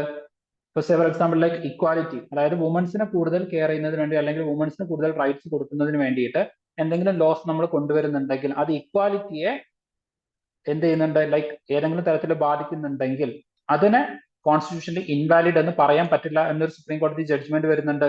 അതെന്തിനു വേണ്ടിയിട്ടാണ്? ആർട്ടിക്കിൾ 39C ആൻഡ് 39B ഇത് DPSP വരുന്നതാണ്. It സൂപ്പർസീഡ്സ് article 14. ഇക്വാലിറ്റിയെ അതെന്ത് ചെയ്യുന്നുണ്ട്? സൂപ്പർസീഡ് ചെയ്യുന്നുണ്ട് എന്ന് പറഞ്ഞിട്ട് എന്ത് ചെയ്യുന്നുണ്ട്? ജഡ്ജ്മെന്റ് വരുന്നുണ്ട്. അപ്പം ലൈക്ക് ഒരു ഇന്റർപ്രറ്റീവ് ജഡ്ജ്മെന്റ് എവിടെ വരുന്നുണ്ട്? സുപ്രീം കോടതിയുടെ അപ്രോച്ചിലേക്ക് ഈ ഒരു ഫേസ് ആകുമ്പോഴേക്കും നമുക്ക് എന്ത് ചെയ്യാം? കാണാൻ വേണ്ടിയിട്ട് സാധിക്കുന്നുണ്ട്. Okay, then what was the impact of the zamindari abolition in India? So നിങ്ങൾ പഠിക്കുന്ന സമയത്ത് ഒരു അനാലിറ്റിക്കൽ ആയിട്ട് പഠിക്കാൻ വേണ്ടിയിട്ട് നോക്കുക. കാരണം UPSCയുടെ റീസെന്റ് ടൈംസിലെ അല്ല മെയിൻസിലെ ചോദ്യങ്ങൾ ഈ രൂപത്തിലാണ്. Okay, so the socio-economic transformation in India due to land reforms. First, ownership of the tenants. Land ownership ആർക്കും കൂടെ ഇപ്പൊ കിട്ടുന്നുണ്ട്? ടെനൻസിനും കൂടെ കിട്ടുന്നുണ്ട്. And it increases the agricultural productivity and also like social justice and economic equity. Okay, നമ്മൾ equality എന്നല്ല പറയുന്നത്, it is trying to create an equity. ഒരു minimum level of land ownership എല്ലാവർക്കും ക്രിയേറ്റ് ചെയ്ത് കൊടുക്കാൻ വേണ്ടിയിട്ടാണ് നോക്കിയിട്ടുള്ളത്. Then it also entered the feudal exploitation, then reduced the bonded labor. Okay, so bonded labour എന്ത് ചെയ്യുന്നുണ്ട്? അബോളിഷ് ചെയ്യുന്നുണ്ട്. സോ ബേസിക്കലി ഇത്രയും കാര്യങ്ങളാണ്. അത് തന്നെയാണ് ഇവിടെ എഴുതിയിട്ടുള്ളത്. നിങ്ങൾക്ക് ജസ്റ്റ് അതൊന്ന് എന്ത് ചെയ്യാം? റീഡ് ചെയ്തിട്ട് നോക്കാവുന്നതാണ്. Okay, then challenges and the limitations. Land reforms ആയിട്ട് ബന്ധപ്പെട്ടിട്ടുള്ള ചാലഞ്ചസ്. സോ മേജർ ആയിട്ട് ഈ പറയുന്ന 4 കാര്യങ്ങളാണ് നിങ്ങൾ നിങ്ങളുടെ ആൻസറിലേക്ക് ഇൻക്ലൂഡ് ചെയ്യാൻ വേണ്ടിയിട്ട് നോക്കേണ്ടത്. ഒന്നാമത്തത് ഇവേഷൻ ബൈ ദ ജമീന്ദാർസ്. രണ്ടാമത്തത് rise of the new intermediaries. Then like poor implementation, then like legal loopholes. ഇതെല്ലാം പരസ്പരം ഇന്റർലിങ്ക്ഡ് ആണ്. ഫോർ എക്സാമ്പിൾ ലൈക്ക് ഒരു ഇൻഡിവിജ്വലിന് 5 acre ലാൻഡ് മാത്രമേ ഹോൾഡ് ചെയ്യാൻ പറ്റൂ. പക്ഷെ ഇയാളുടെ അടുത്ത് 25 acre ഉണ്ടായിരുന്നു. അപ്പൊ സ്വാഭാവികമായിട്ടും ഇയാൾ എന്ത് ചെയ്തു? ഇയാളുടെ 5 acre വീതം ഇയാളുടെ ഭാര്യ അതുപോലെ തന്നെ മക്കൾ, കുടുംബക്കാര് ഇങ്ങനെ ഓരോരുത്തർക്കും 5 acre വീതം ഡിവൈഡ് ചെയ്ത് കൊടുത്തു. സോ ലിറ്ററലി നോക്കുന്ന സമയത്ത് ഈ ഫാമിലിയുടെ അടുത്ത് തന്നെയാണ് ഈ പറയുന്ന 25 acre ഇപ്പോഴും എക്സിസ്റ്റ് ചെയ്യുന്നത്. ഓക്കെ, അപ്പൊ സ്വാഭാവികമായിട്ടും ഇവിടുന്ന് എന്ത് ചെയ്യാൻ വേണ്ടിയിട്ട് പറ്റില്ല? ലാൻഡ് എടുക്കാൻ വേണ്ടിയിട്ട് പറ്റില്ല. ഇതൊരു ലീഗൽ ലൂപ്പ് ഹോൾ ആണ്. അത് ഉപയോഗിച്ചിട്ട് they had evaded. Okay, and this led to rise of new intermediaries. അപ്പൊ സ്വാഭാവികമായിട്ടും ഇവിടെ കുറെ പുതിയ ആളുകൾ ഈ പറയുന്ന 5 acre ലാൻഡ് കിട്ടിയിട്ട് എന്ത് ചെയ്തിട്ടുണ്ട്? എമേർജ് ചെയ്യുന്നുണ്ട്. They become the new intermediaries. അപ്പൊ സ്വാഭാവികമായിട്ടും ഇത് എന്ത് ചെയ്തു? ഇംപ്ലിമെന്റേഷൻസിനെ ഇമ്പാക്ട് ചെയ്തു. That led to the poor implementation. Okay, then land distributed among the family, religious trust were created. അപ്പോൾ ട്രസ്റ്റിന്റെ അണ്ടറിലുള്ള ലാൻഡ് ആ സമയത്ത് അക്വയർ ചെയ്യാൻ വേണ്ടിയിട്ട് പറ്റില്ലായിരുന്നു. അപ്പൊ ഒരു ട്രസ്റ്റ് ക്രിയേറ്റ് ചെയ്തിട്ട് അതിലേക്ക് എന്ത് ചെയ്തു? ലാൻഡ് മാറ്റി. then rise of new intermediaries, അതായത് wealthy like farmers sublease the land. അതേപോലെ തന്നെ ന്യൂ ഹൈറാർക്കീസ് ഫോംഡ്. ഓക്കെ, നമ്മുടെ ഫാമിലിയിലൊക്കെ നമുക്കറിയാം ജോയിന്റ് ഫാമിലീസ് പിന്നീട് എന്ത് ചെയ്യുന്ന ന്യൂക്ലിയർ ഫാമിലി ആവുന്നുണ്ട്. അതിന് ഒരു റീസൺ എന്ന് പറയുന്നത് ഈ ലാൻഡ് റിഫോമും കൂടെയാണ്. കാരണം ഭൂമിയൊക്കെ എന്ത് ചെയ്യുന്നുണ്ട്? ഡിവൈഡ് ചെയ്തിട്ട്, അതായത് land ownership right were divided among the members of the families. ആദ്യം it was concentrated in one person. Now it has been like divided and is distributed into different members. Now like poor implementation. അതിൽ ആദ്യം വരുന്നതാണ് political resistance. So ഇവ നമുക്ക് നമ്മുടെ കേരളത്തിന്റെ case എടുക്കുകയാണെന്നുണ്ടെങ്കിൽ നമ്മുടെ ഫസ്റ്റ് EMS സർക്കാർ തകർന്നു പോകുന്നതിന് അല്ലെങ്കിൽ അതിന് അധികാരം നഷ്ടപ്പെടുന്നതിന് ഒരു റീസൺ എന്ന് പറയുന്നത് അവർ കൊണ്ടുവന്നിട്ടുള്ള ലാൻഡ് റീഫോം ആണ്. അതുകൂടാതെ ലൈക്ക് എഡ്യൂക്കേഷൻ ബില്ല് ഇങ്ങനത്തെ കുറെ കാര്യങ്ങളും കൂടെ വരുന്നുണ്ട്. ബട്ട് മേജർലി അവർ കൊണ്ടുവന്നിട്ടുള്ള ലാൻഡ് റീഫോംസ് ഒരുപാട് പൊളിറ്റിക്കൽ റെസിസ്റ്റൻസ് നേരിടുന്നതിന് വേണ്ടിയിട്ട് കാരണമായിട്ടുണ്ട്. അപ്പൊ അത് എന്ത് ചെയ്യുന്നുണ്ട്? It led to the poor implementation. Then like bureaucratic resistance. Bureaucracies എന്ത് ചെയ്യുന്നില്ല? അത് പ്രോപ്പറായിട്ട് ഇംപ്ലിമെന്റ് ചെയ്യുന്നില്ല. Even though the government has brought the law, it is ultimately the bureaucrats they have to implement it. So ആ ഒരു ഇംപ്ലിമെന്റേഷനിൽ അത് എന്ത് ചെയ്തു? പിന്നോക്കം പോയി. ഇപ്പോൾ സ്വാഭാവികമായിട്ടും എന്ത് ചെയ്തു? It had impacted its implementation or its efficiency. Then like judicial interventions diluted the efforts. Okay, അതായത് ഫണ്ടമെന്റൽ റൈറ്റ്സ് അമെന്റ് ചെയ്യാൻ പറ്റുമോ ഇല്ലേ ഇതുമായിട്ട് ബന്ധപ്പെട്ടുകൊണ്ട് കുറെ കാലം ഇത് കേസ് സുപ്രീം കോടതിയിലും അതുപോലെ തന്നെ കോടതികളിലും ആയിരുന്നു. സുപ്രീം കോടതി ഇത്തരത്തിലുള്ള സ്റ്റാൻഡ് എടുക്കുന്നത് വരെ പലപ്പോഴും ഇത്തരത്തിലുള്ള ലോസ് ഇംപ്ലിമെന്റ് ചെയ്യാൻ വേണ്ടിയിട്ട് പറ്റില്ല. അപ്പൊ അതിലെന്തായിരിക്കും? അതിന് സ്റ്റേ ഉണ്ടായിരിക്കും. ഈ സ്റ്റേ പീരീഡിൽ ഈ ലോസ് ഒന്നും എന്ത് ചെയ്യാൻ വേണ്ടിയിട്ട് പറ്റില്ല, നമുക്ക് ഇംപ്ലിമെന്റ് ചെയ്യാൻ വേണ്ടിയിട്ട് പറ്റില്ല. Then comes like നേരത്തെ പറഞ്ഞ പോലെ ഇവേഷൻ ബൈ ദ ജമീന്ദാർസ് വരുന്ന rise of new intermediates, poor implementations, legal loopholes. Okay, so ആ കാര്യങ്ങൾ ജസ്റ്റ് നിങ്ങൾ നോക്കുക. പിന്നെ ഈ ഒരു ഏരിയയിൽ പ്രീവിയസ് ഇയറിൽ UPSC ചോദിച്ചിട്ടുള്ള ചോദ്യങ്ങൾ, അതായത് ഞാൻ നേരത്തെ പറഞ്ഞ പോലെ 2023, 2024, so continuously questions every year വരുന്ന ഒരു ഏരിയ ആണ് ലാൻഡ് റീഫോംസ്. ഏതെങ്കിലുമൊക്കെ രീതിയിൽ ഇതുമായിട്ട് ബന്ധപ്പെട്ടിട്ടുള്ള ചോദ്യങ്ങൾ നിങ്ങൾക്ക് എങ്ങനെ വേണമെങ്കിലും എക്സ്പെക്ട് ചെയ്യാം. So state the objectives and measures of the land reforms in India. Directly objectives ആണ് ചോദിച്ചിട്ടുള്ളത്. ഏതൊക്കെ മെഷേഴ്സ് ആണ് എടുത്തിട്ടുള്ളത്? Okay, discuss how land ceiling policy and land holding can be considered as an effective reform under economic criteria. Okay, then what were the factors responsible for the successful implementation of land reforms in some part of the country? So ചില ചില സംസ്ഥാനങ്ങളിൽ അത് എന്തുകൊണ്ട് successful ആയി ചോദിച്ചു കഴിഞ്ഞാൽ സ്വാഭാവികമായിട്ടും ചില സംസ്ഥാനങ്ങളിൽ അത് എന്തുകൊണ്ട് ഫെയിലിയർ ആയി എന്നുള്ളതും കൂടെ നിങ്ങൾ അവിടെ പറയണം. Okay, it has become successful in certain states, say for example like Kerala, due to this and this factors, but it become failure in other parts of India എന്ന് പറഞ്ഞിട്ട് ഒരു ചെറിയ ഒരു പാരഗ്രാഫിലെങ്കിലും അല്ലെങ്കിൽ ചെറിയൊരു ഡയഗ്രാം എന്തെങ്കിലും വരച്ചിട്ട് ഈ ഒരു കാര്യങ്ങൾ നിങ്ങൾ മെയിൻ ആൻസറിൽ അവിടെ എന്ത് ചെയ്യണം? ഇൻക്ലൂഡ് ചെയ്തിട്ടുണ്ടായിരിക്കണം. ഓക്കെ, സോ ഇതായിരുന്നു ഈ ഫെയിലിയറിന്റെ റീസൺസ് ആയിരുന്നു നമ്മൾ ഏറ്റവും അവസാനം ഡിസ്കസ് ചെയ്തിട്ടുള്ളത്. ഇനി ഒന്നുമില്ലെങ്കിൽ ആ ഒരു ഡയഗ്രാം എങ്കിലും നിങ്ങൾ അവിടെ എന്ത് ചെയ്യുക? ഒരു ഫ്ലോ ചാർട്ട് എങ്കിലും അവിടെ വരച്ച് വെക്കാം. അതൊരു വാല്യൂ അഡീഷൻ പോയിന്റ് ആണ്. ഡെഫിനറ്റ്ലി ഒരു 1 മാർക്ക് നിങ്ങൾക്ക് എക്സ്ട്രാ കിട്ടുന്നതിന് വേണ്ടിയിട്ട് അത് എന്ത് ചെയ്യും? ഹെൽപ്പ് ചെയ്യും.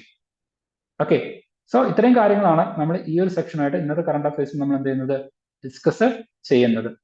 ഓക്കെ, സോ ബാക്കിയുള്ള ക്ലാസ്സുകൾ നമ്മൾ എന്ത് ചെയ്യും?